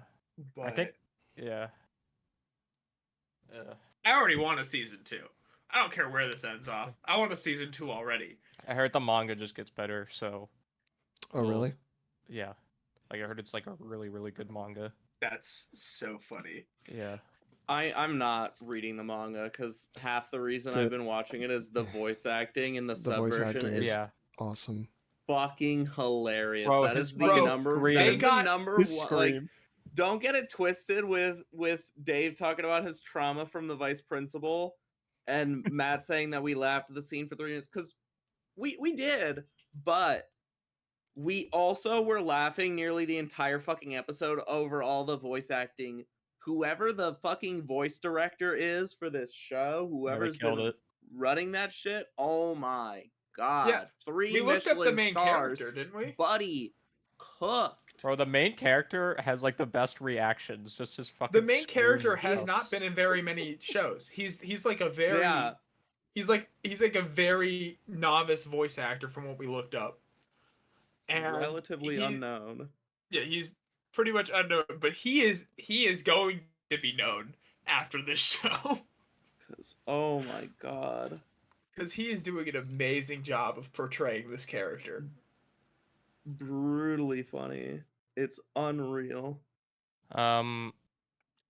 Kato Wataru is his name. Kato. Mhm. Sure. I don't know how to fucking pronounce shit. Let me see. Yeah, Kato Wataru. Yeah. Yeah. Yeah, very, very, very good. I also love how they don't even bother giving his like friend in middle school a name. They're just like friend A. Yeah, and that's just his friend name A. Friend in the A, credits. and we still haven't seen him since. Nope. Oh my god. I mean Good, that I don't want to see him. that entails that there'll be a friend B at some point. Maybe. Let's see, who's the producer? Oh, there's 3 of them. Yamamoto Kaisuke, Ishiyama Takahiro, Ozaki Ryota. Yeah, and then the assistant producer, I'm gonna fucking butcher this, Sasaya Yuto? I don't know. One of those guys fucking doing a good job, or Mhm. whoever it is. Yeah, so that's that show. Another thing I wanted to personally bring up just real quick is the Beatles released the final song. Like, They're still releasing? I didn't know they were still releasing. well, they haven't released in fucking years, Oh, obviously. Wait, what But, do you mean final basically- song? What? What do you mean final song? Like, they released a final song. They have released a song. I'm not kidding. It's called Now and Then. And basically, it has modern day Paul McCartney singing with a recording of John Lennon of a song they never released. And so they used AI to isolate John Lennon's voice from the old recording, and then they put that voice into the song, and then Paul McCartney, his present day self, sung with John Lennon as like a final goodbye kind of thing. And so like the album is just called Now and Then for that reason. And I believe there was like a picture of like, because half of them are like dead, so Paul McCartney and who's the other one that's alive right now are like in full color, and then the John Lennon, and then I'm sorry, the other dude. George and Are John are black. dead. The Yeah. poor Paul, other Paul dude. and Ringo are alive. Yeah, whatever. Yeah, whatever. Yeah, whatever. But basically, yeah. Yeah, that's their last song. That's it. My So my dad, because me and my dad were talking about that last night, and he had this really sick joke. He said that between the time when John and George died, so when there were 3 still alive, he said that at the time there was like a famous joke at the time that was like, what would bring back what would bring together all the Beatles again? And you say what? 3 more bullets. God. I'm like, Dad, Oh my what the God. fuck? I mean, Yeah, I've made kind of like he's not wrong. I've made kind of like really bad jokes about John Lennon's fucking death. I mean, Oh another my one you God. can do is like, for George, because he died of cancer. It's like, what'll bring back all the, what would reunite all the Beatles? 2 more tumors. God. And then Yeah. Ugh. So on and on and on. anyway, it's just crazy that the Beatles have finally released their final song, and it's been how many generations now? A lot. So Generations, like 2, yeah, whatever. 3, I guess. Which is a lot. I mean, kind of. I don't know. But it's done. So I don't know. It feels very Yeah. off-brand for us to be talking about the Beatles. yeah, well, I like music, so I wanted to talk about I mean, it. I Just like briefly. music too, but When's my I Beatles wanted to anime talk about coming it out? briefly. who gives a fuck about the Beatles anymore? And I thought, well, I mean, with AI and shit too, like they use AI to isolate it, not to create his voice. So whatever. All right. Yeah. As long as they Anything didn't else? feature Yoko Ono. No, they didn't. Yoko, oh no.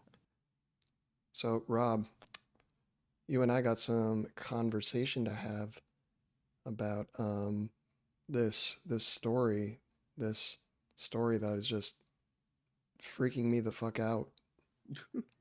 It's called The Girl from the Other Side, followed by some, I don't know, what is that, French?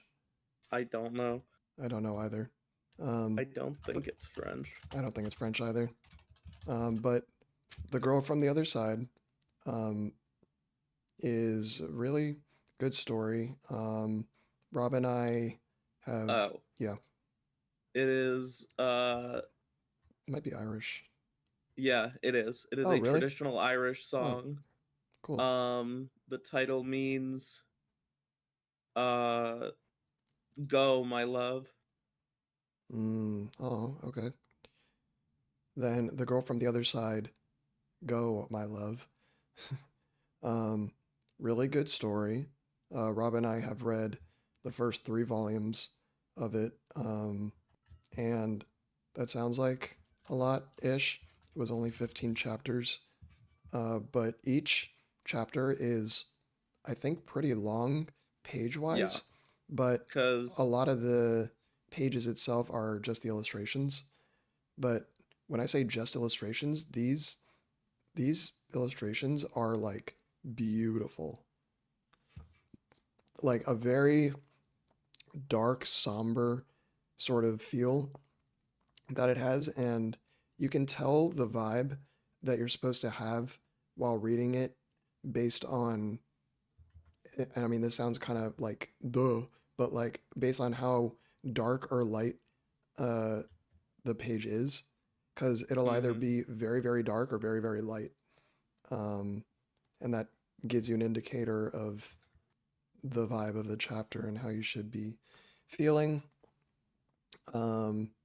Because yeah, this art style goes very, very heavy on the black yeah, compared to your traditional sort of manga style, like to the point where you have elements of like a single page where like you have one character that is so heavily colored black they are outlined in white, while other elements of the page or other characters are so white or light gray that they are outlined in the same shade of black as that other character. mm-hmm. Yeah. But yeah, it has. I've been waiting to talk about it for like 3 weeks because I read it because I got the omnibus of the first 3 volumes, which, as Dave was saying, 15 chapters. I think it's like, let me see, between like 500 and 600 pages. Let me see. Yeah, while he looks for that. 525, 526. Wow. And Dave was like, "Oh yeah, I was gonna read that," and I've just been waiting for him to remember to read it. But yeah, it's really good, but it's also really fucked up because it's such a heavy story. Like, Mm-hmm. you see moments where you're like, "Oh, it's so wholesome, it's so sweet, it's so nice," and then you get like 2 chapters later, and you're just like, Mm-hmm. where's my nice? Where'd it go?" It definitely has the Sunkatsu no Lion effect. Mm-hmm. It True. has the good episodes and it has the depressisodes. Accurate. But I found this this story like on a whim. I saw the first volume of it on a shelf at Barnes and Noble, and I thought that it looked cool, so I didn't even purchase the first volume, or I didn't plan to. Right there, I just pulled it off the shelf and just started reading it in the store, and I couldn't put it down until I finished it. And then the next time I went to Barnes and Noble, I looked for the second volume, and it was actually there along with the first volume. So I'm like, okay, I'm getting the first volume now, which is like, some people would be like, why are you getting the first volume if you've read it already? I like to collect things, that's why. I have a huge manga shelf behind me where I collect all the stuff that I read or have read or plan to read. But I have not been able to find anything past the third volume in just like by chance in bookstores. So I'm probably just gonna have to go and order it or something because I don't want to get an omnibus.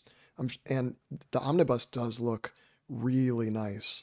It's very well made and stuff. I just have a thing about getting individual volumes. I think it looks nicer on a shelf. But I do see the omnibus always populating the shelves just because it does also look very nice. Yeah, I think having a mix of both is nice. Yeah. It's a nice way to sort of break up the, I don't know, sort of the pattern of just like manga, just these huge chunks of like similar spines of books, and then you get these fat fuckers with the title big embossed on the spine. You're just like, okay, what is that? What's going on? Mm-hmm.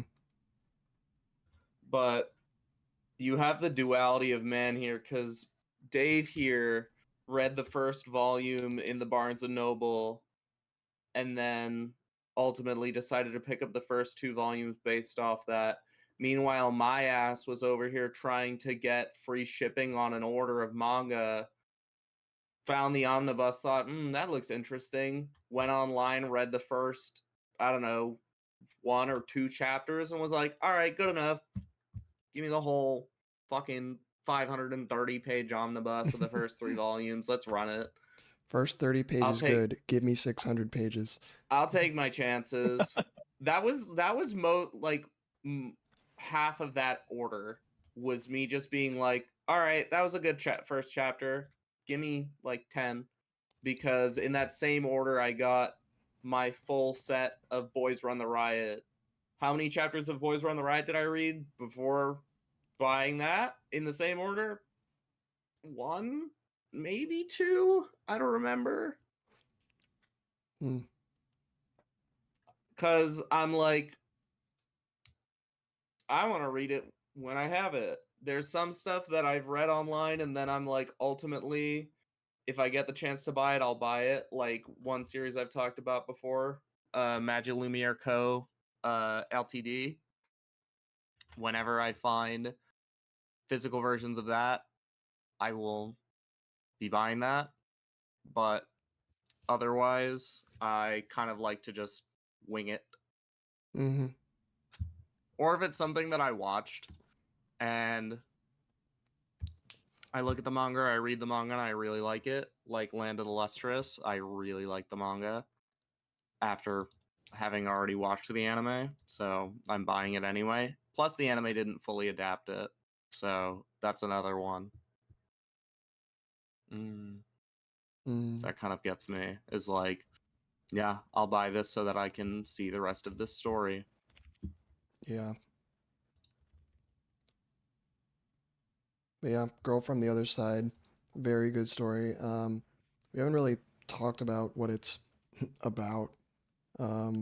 Without giving too much away, this little girl lives in the middle of the woods in this little house with this this what looks like a monster, this like dark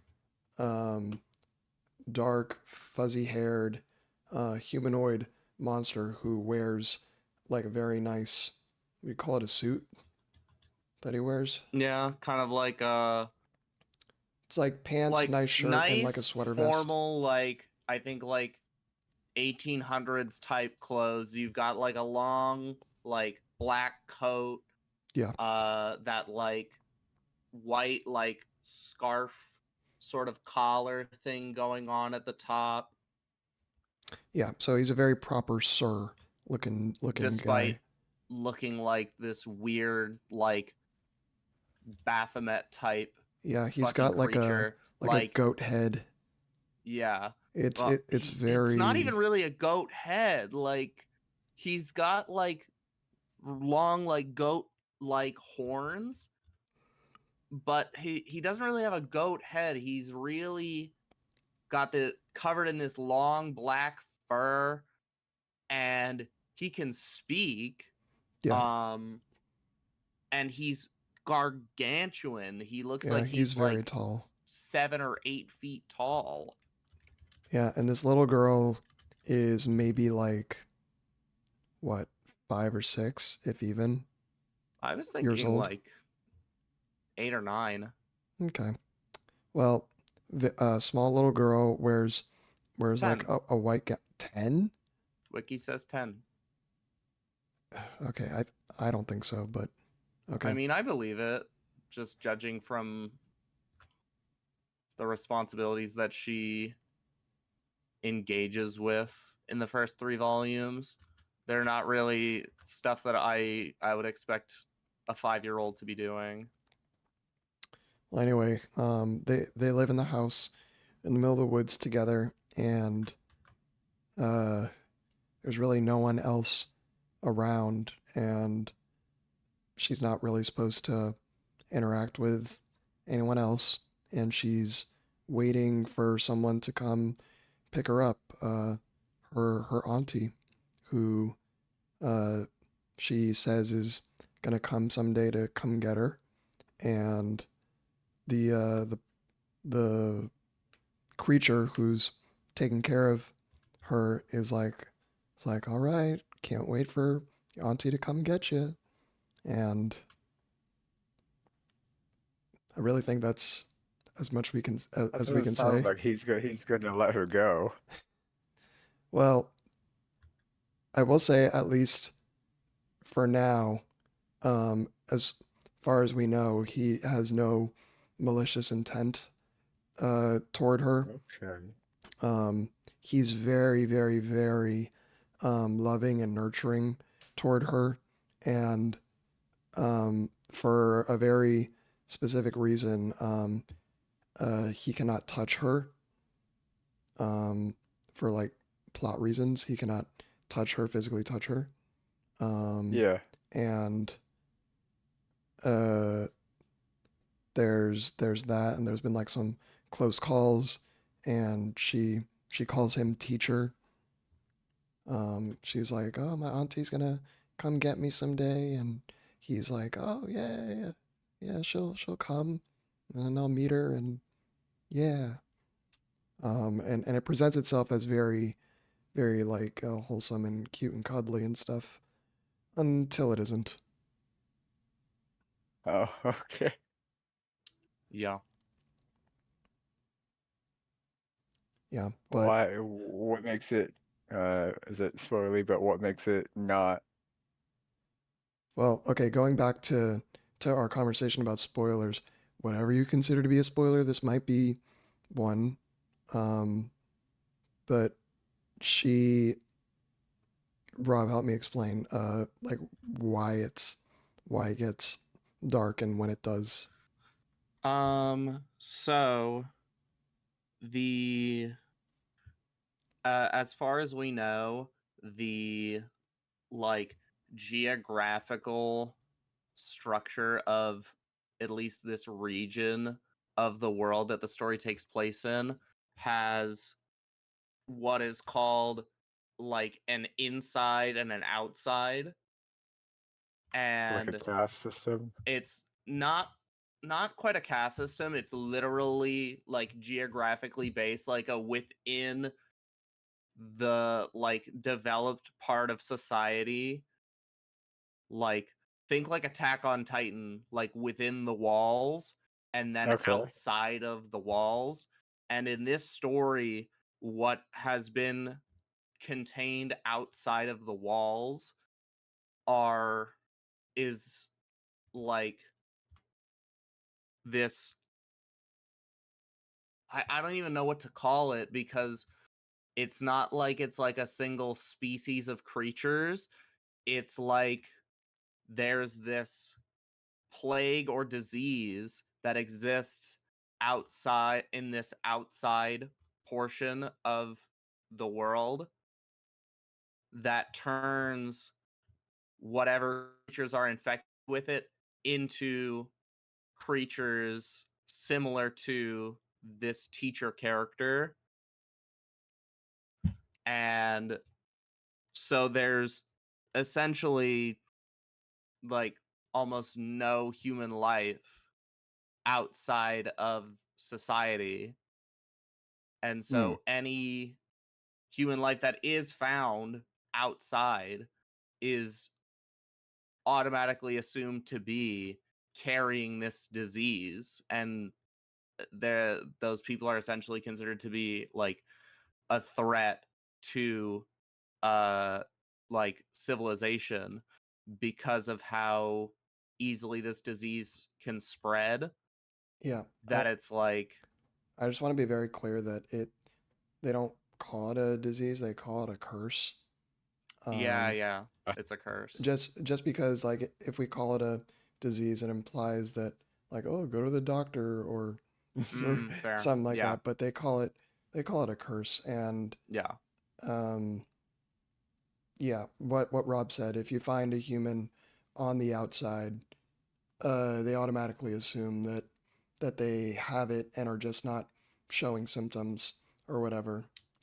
And so the teacher, the one that takes care of her, anytime he sees or suspects that humans are coming, he'll like steer steer her away from there because he doesn't want them to see her. And similarly, he doesn't want other what they call outsiders, which are the creatures that he is. He doesn't want any of them to see her, because they're used to seeing just other outsiders and not insiders. And he wants to protect her. He's very much acting like a father figure to her. It's a very sweet relationship they have, and then a lot of stuff happens. A lot of stuff happens very quickly, and it really went 0 to 100 really quick.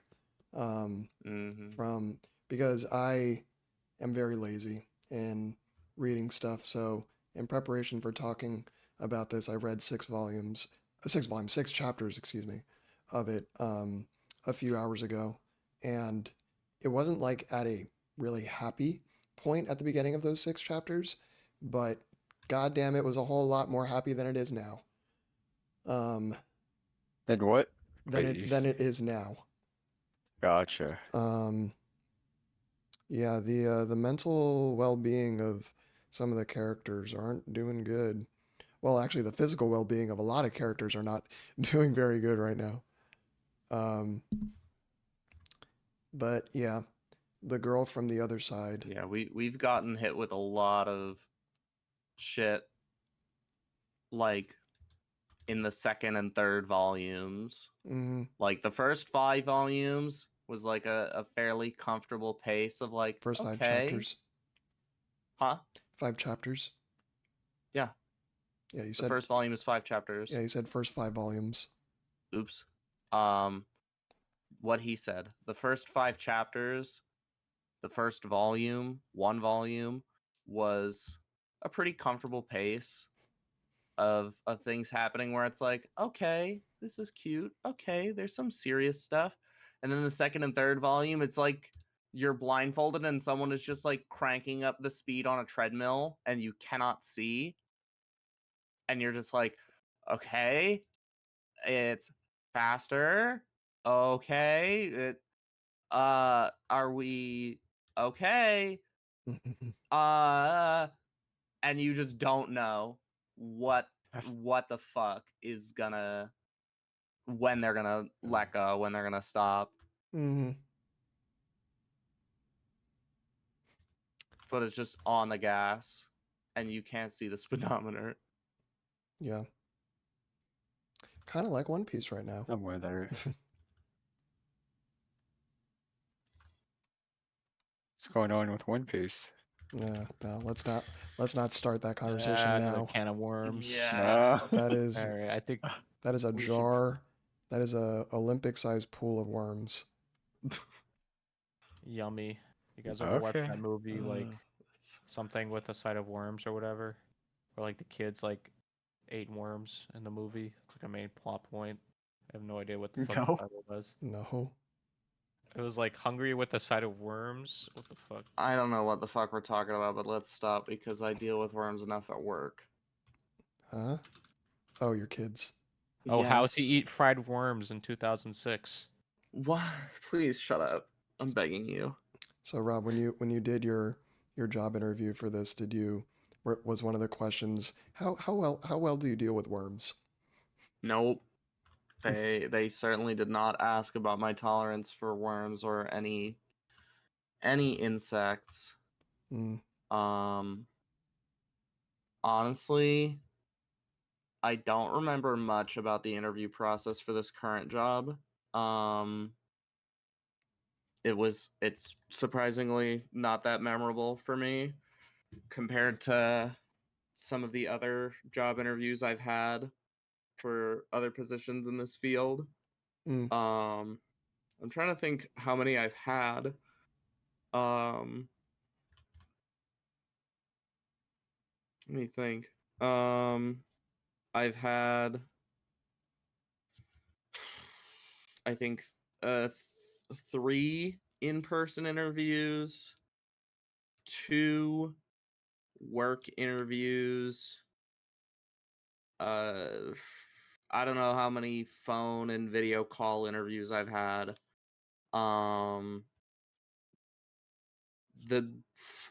The wackest one by far was, I think it was the first in-person interview and work interview that I had,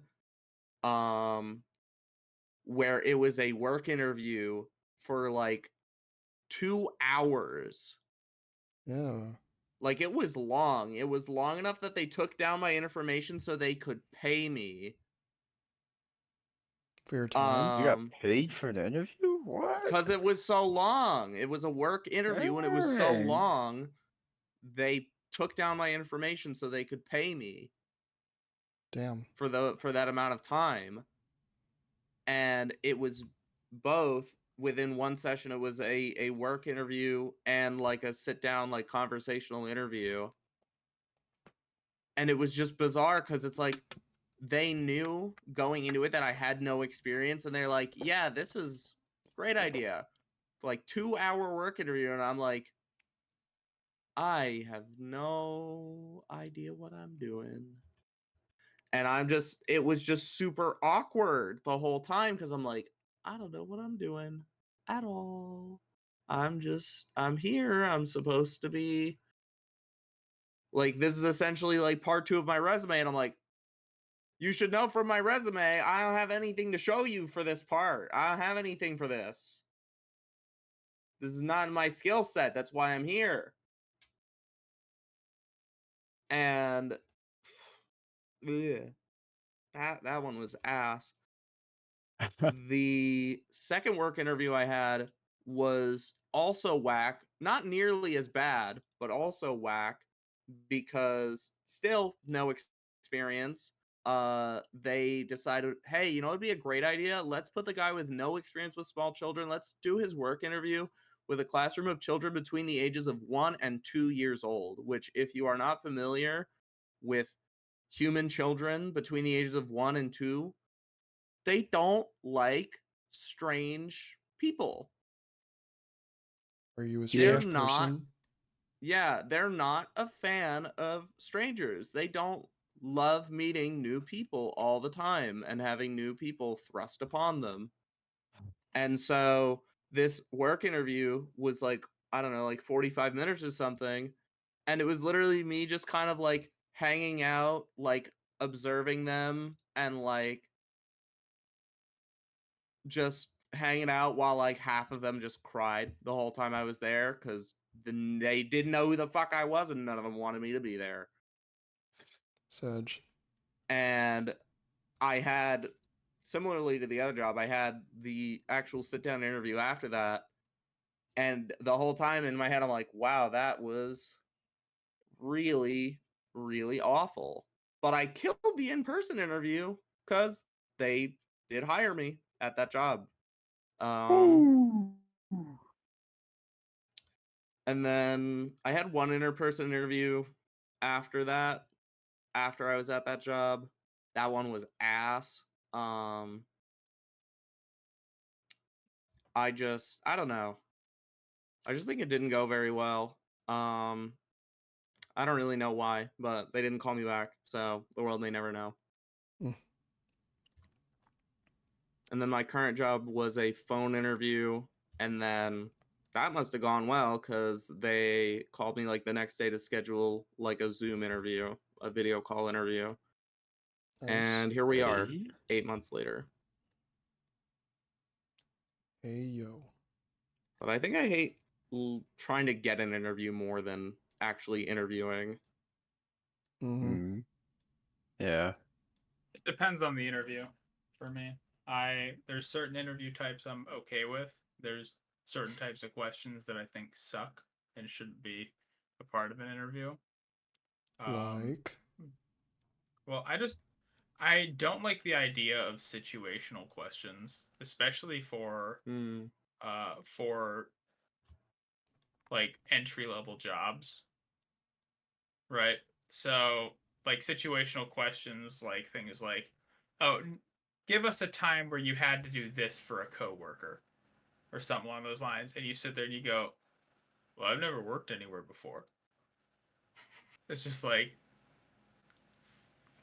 that's the type of stuff I hate, is things like related to the job that you're currently doing, when they know that you've never worked that job before, and there's no way you'd have a example off the top of your head for something like that. I don't like the way that things like that go. I've been interviewing recently for a promotion at my job, and a lot of the questions they ask me are obviously, related to the position I'm taking, and I know a good bit about the position I'm taking, but I don't know everything related to it. I haven't been in that position before. I don't know all the nitty-gritty details for it.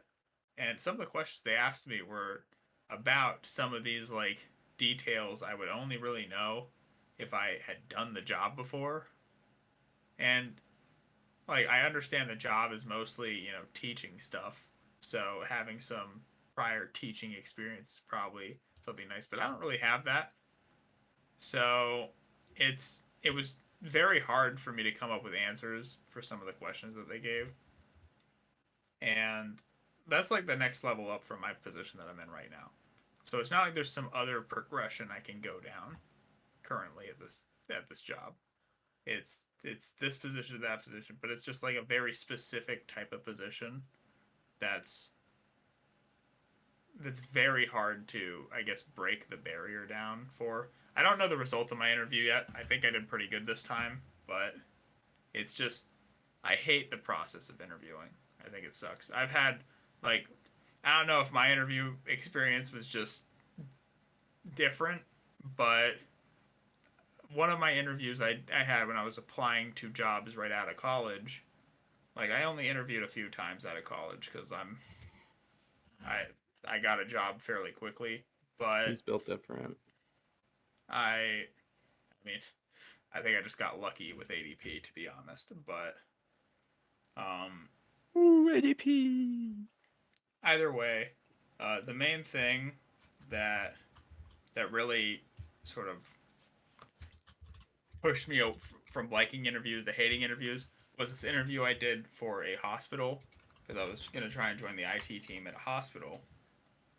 And I walk in there and there's 8 or 9 people sitting around a table about to interview me.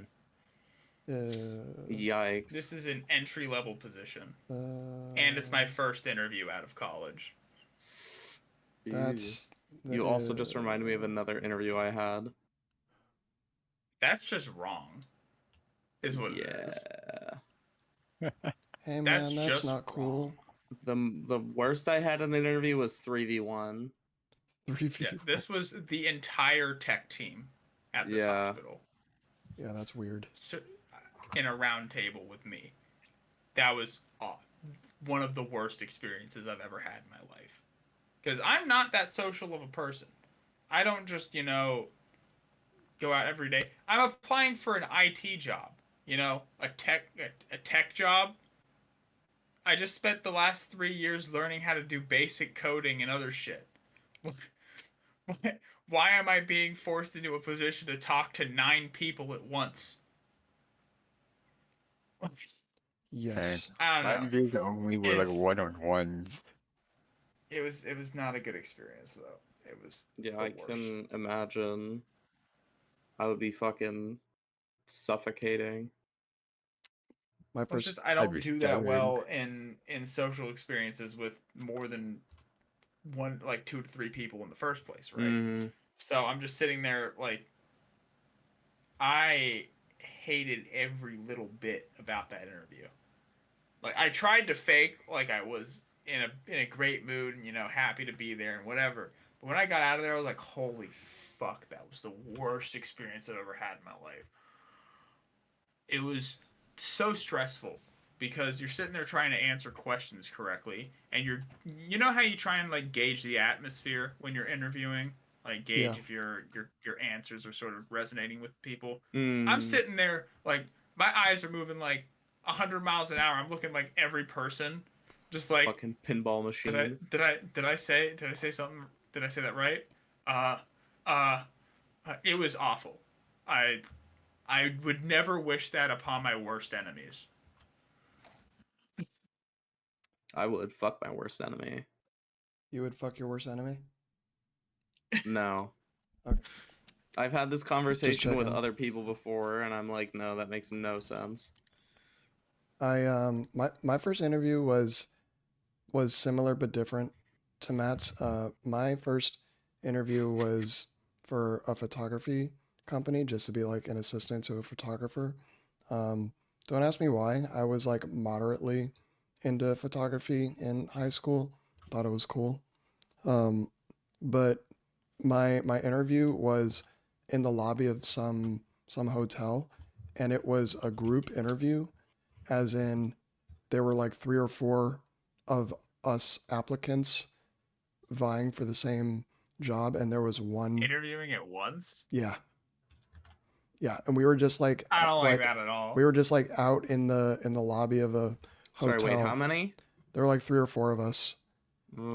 And I was told, and I wasn't told it was going to be a group interview either. I was just told, hey, meet Bob.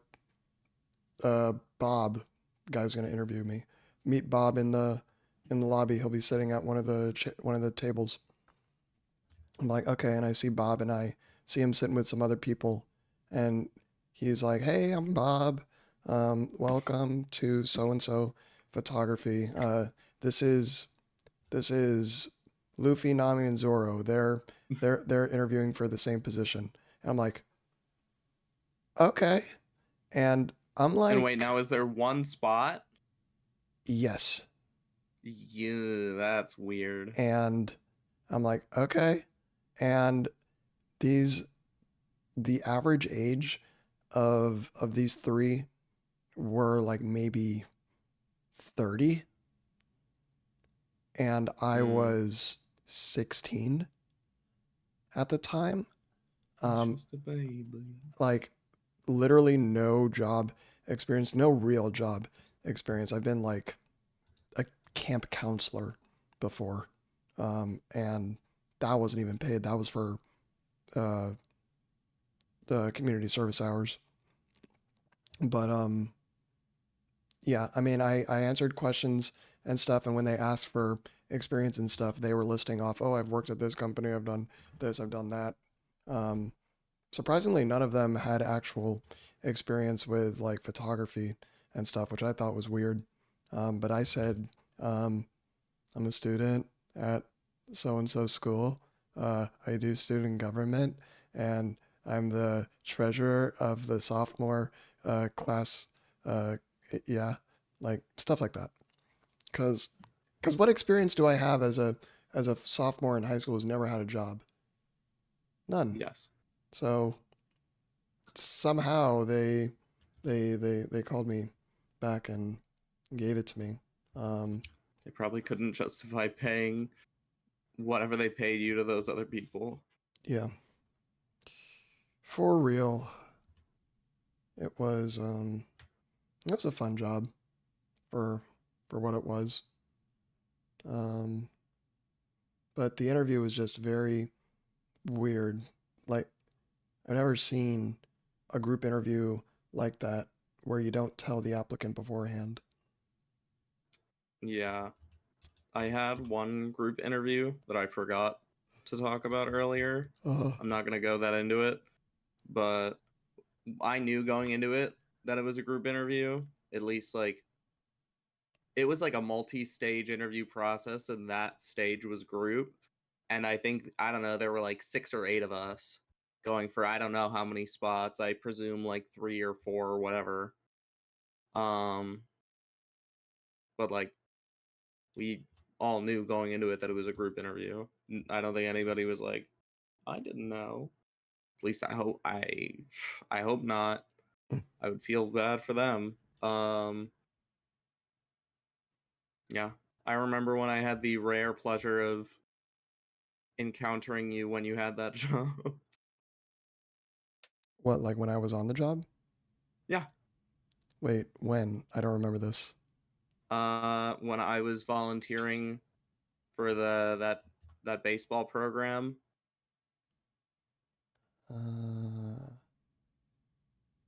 Yeah, I don't remember. Yeah, I was volunteering for Miracle League, and they were doing pictures of all the participants and all the teams and whatnot. And I was volunteering. I don't know how many days they were doing these photos, but on one of the days that I was volunteering, they were doing them, and so the volunteers were participating, and like having their pictures taken as well. And I remember just like going around doing my thing, and then I see you, I'm like, "Hi, Dave." You don't remember? Vaguely, very, very vaguely. I would need like a location and like time of year because It would have been, I think, like winter Interesting. 2017, I want to say. So like between like December and March, I think. And where, I don't remember where. It was at some park, in like Palm Beach County. Yeah. Um, Yeah. We can We can triangulate the position later. um, so we did me, Matt, and Rob. Jax, have you had any weird job interview stuff? Well, honestly, my job interviews have been kind of smooth. Knocking wood. But like, most job interviews, I only had to do one interview, and it's either I got it or I didn't, and that was it. Mm. Like this current job I have, I just put in my application, and then like a few days later, they're like, "Hey, let's have an interview." I was like, "Oh, okay." And then they're How like, are you in "Yeah, you do interviews? this." Yeah. Uh, if I know what like if I know kind of what their business is about, and I know what position it is, then it's not too bad because I kind of just have to say the same thing I've been saying Yeah. because it's the same position for every interview Yep. I've been trying to do. But yeah, like the job I had now, I only had one interview, and they're like, "Yeah, you do this one specific thing on your resume, you're hired." Because they needed that one specific thing on the resume. Easy. Yeah, and then the other ones were like basic, like Smoothie King or like Subway and all that stuff. So Subway. they're like, yeah. So those types of jobs are like, oh yeah, they'll hire anyone basically. Hmm. But yeah, besides that, haven't had too much trouble. Das, what about you? I've only ever had one job, and I'm still in it. So Easy clap. yeah, So- Easy. yeah. So as I've told Dave this, basically, I I got an email, at like night at like 6 p.m. or something, At night. because I got recommended for the position, and Wait, did you get a recommended like bonus or whatever, Dave? Because you recommended him? No, Like a referral bonus, really? really. yeah, but Okay. I basically it was basically this. I texted Dave. I'm like, hey, I need a job. He's like, okay, I'll see if we have a position. And then he's like, yeah, they'll contact you. I'm like, oh, okay. And then literally the same night, Oh. like like it was sudden. Like I was like, oh shit, okay. So like 2 hours later, I get an email, and it's like, oh yeah, we heard you're looking for a position. Can you send us your resume? I'm like, okay. So I send them my resume, and they're like, okay, we'll give you an interview tomorrow morning. And I'm like, oh shit, okay. So I have the interview tomorrow morning. They're like, okay, you'll have a second interview with this other person and me tomorrow. I'm like, or later. And I'm like, okay. So I have my second interview the same day. And then they're like, okay, you're gonna have your third interview on Monday. And I'm They like, said okay. run it And then back. I had my third interview because they don't run Sunday or something, or Saturday. I forget what it was exactly. But the third interview was Yeah. on Monday, and I had the third interview, and it was only like 5 minutes long. And they're like, "All right, you're hired." And I'm like, "Okay." And I literally told them all the same thing I told the first person. And they're like, "Yeah, you're qualified, blah blah blah.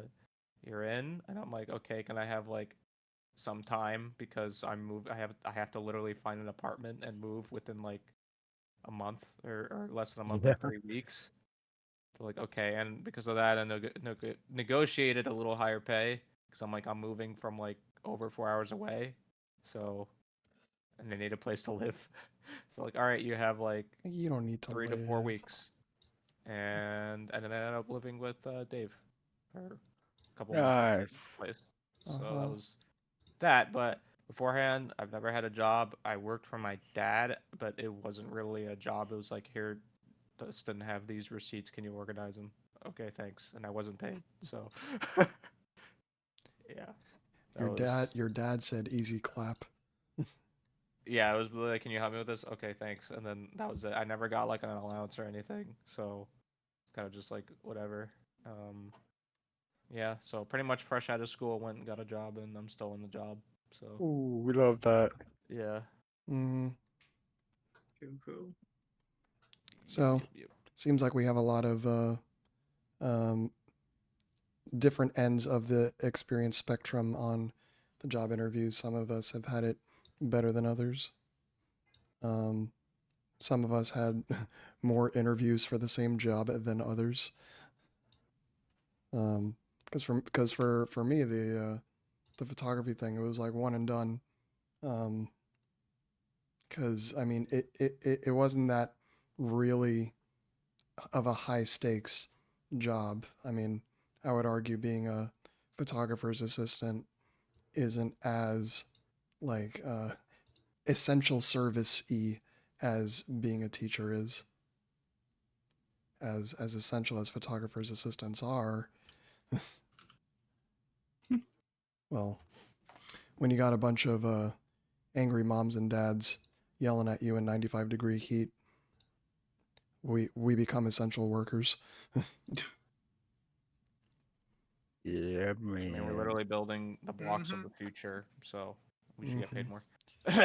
Yeah, for sure. For sure. Or we can completely wreck your child's life, and you'll have they will not be successful. Speaking of I'm holding all teachers hostage. I'm holding all parents hostage. No, just kidding. speaking of the future, we're gonna be living in the past in like an hour or two because this daylight savings. When does it happen? What? I think it usually happens at like 2 or 3. Yeah, So 3 2 a.m. o'clock. back Going to to be what? 3 o'clock again. Yeah, it'll be 3 o'clock. And no, I think it'll be 2 o'clock. 2, and then it'll stay 2. 2, and it'll stay 2 for an hour. Well, it's Or gonna no, say it'll be- No, 2:59, it's and gonna then be go back to 2. 1:59, and then 1 instead of being o'clock. 2, I think it's gonna be 1. Is it like that? I thought I it would do think so. 2:59 and then back to 2. I don't know. think it's 1:50. I Yeah, don't yeah, know. it goes to like 1:59, then 2, but then go back to 1 instead. Oh, okay. Cool. Yeah. Mm-hmm. Very cool. Thank you, Earth. Very cool. No, not even Earth. Thank you, government. Very cool. What? I guess. Government. I mean, it Yeah. is. It's not a universal thing, I don't think. No. No, it is not. Yeah. It is Our country's just so entirely fucking big. just because of It's the it's government. wide. Yeah. We Big wide. boned. Big bone. All right, guys. What do you think we What do you say, cut it boyos? off? Yeah. Yeah. Oh yeah. So- By the way, I was sick this whole session, so that was great. I didn't get to mention it, but Man, you were drunk in the last you one. You're better? sick in this one. well, at one point, so Mine I has have all the afflictions. yeah, I have a fever, so And you, that was Are the you thing. good Oh, though? it went down. It went down. Yeah, you're I was spreading at it to like the 100. viewers.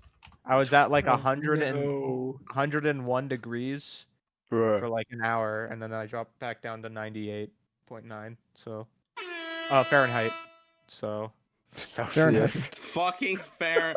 Yeah, my man was boiling. Rankine, for anybody that knows what that is, Celsius. doesn't know. I guess you're not an intellectual like I am. I don't want to be an intellectual anymore. Well, too bad you work an engineering job, so you I are. know. I know. Haha, he Just worked let- at just let me be a Christmas Hi, sales math job. Haha, look at him. position. You don't want that, Jackson. You don't I'd want rather. that. I do not. Yeah. Let me just tell you, Grass is good you on the don't other want that. side. Yeah. Just become a neat. Just become a neat. Live the life Just win for. the lottery. Actually, you don't want to. Well, if you do win the lottery, you don't tell anyone, because if you tell people, you have like a higher chance of fucking dying. I'm not even kidding. It's like your life Yeah. expectancy goes down by like fucking 40% if you win the lottery.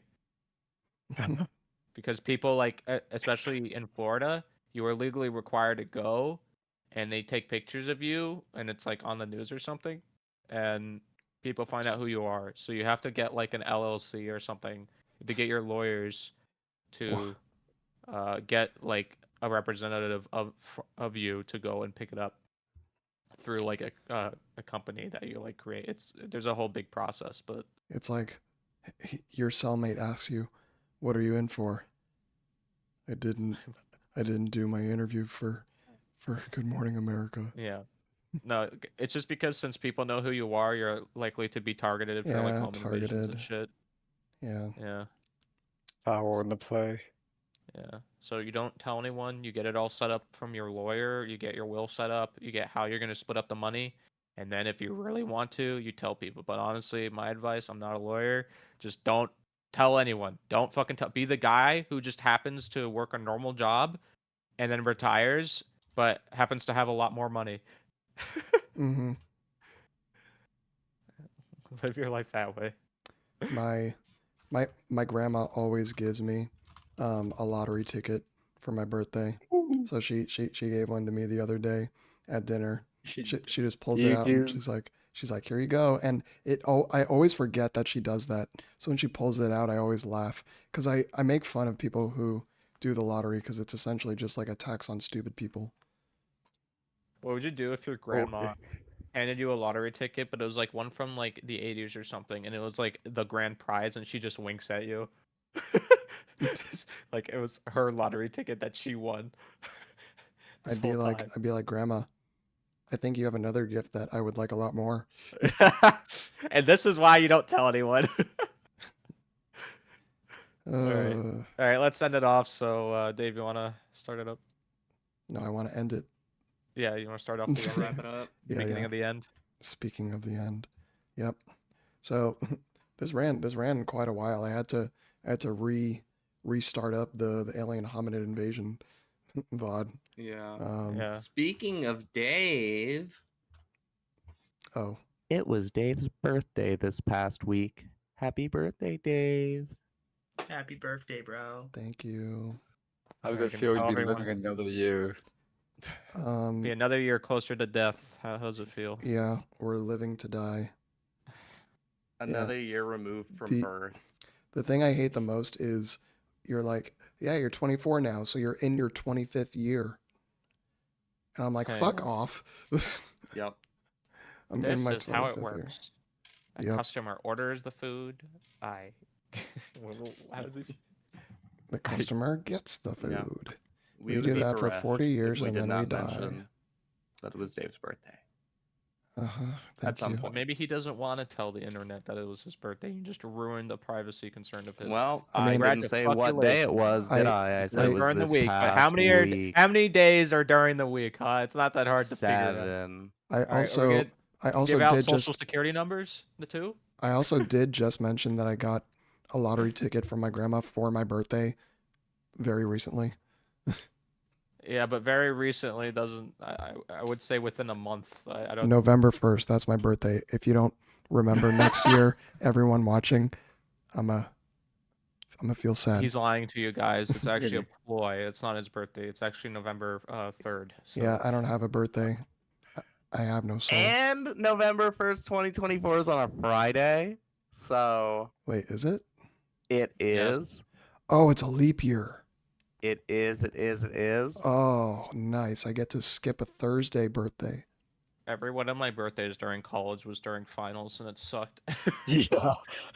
Literally the So- day of my mech final. Bro, Ah. in school, my birthday always fell around exams. No, your birthday It was present was super that you ass. get to finish your finals. Yeah, I get to do the worst fucking test Actually. of my fucking life on my birthday every time. All right, boy. Anyway, yeah, boys, what do you let's say? end it off. Dave, please go. Please birthday go. man. Okay, bye. No. Okay. Everyone, thank you. Thank you so much for watching 10 episodes of us talking about bullshit. 10 Really, episode anniversary. yay, really appreciate Isn't everyone. it like 13 episodes Quiet, technically? quiet. 12 episodes is 3 months. Look Okay, at look at the title. It says episode 10. You Yeah. Okay. you absolute degen. All right, we're Okay. getting off topic again. Sorry, Just sorry. 10, sign off. 10 episodes. Really appreciate it. Thank you so much. I am Dave. Hi, Dave. Bye, Dave. Bye, Dave. Bye, Dave. Dave. I'm Matt. I'm looking at the spreadsheet Bye, so Matt. I know the order. Skip him. He's not Rob. Does Alright. he know? What Does the he know? fuck, man? Does he know he's wasting time? Does he know? He's not Rob. He's taking forever. Because you guys don't shut the fuck up. Talk over me. Whether this is your first episode with us or your 10th episode, thank you for joining us. I've been Rob. Still. You've been robbed. I Shut the am fuck I am drained and I am fucking dying. My temperature is And I'm Jack. is Goodbye. fine. The I'm fucking beep. The beep. 98.5 baby. I'm good now. You're good now. Yay. No more Gotta wait complaining. 24 hours. He's cured. I gotta wait 24 hours before I all right. All right. Good night, y'all. Thank you. Good night, y'all. Good night, everyone. Good Thank night. you for watching. Have a great week. Bye. Did Jackson say his name? Yeah, he said it Yeah, in the yeah. background.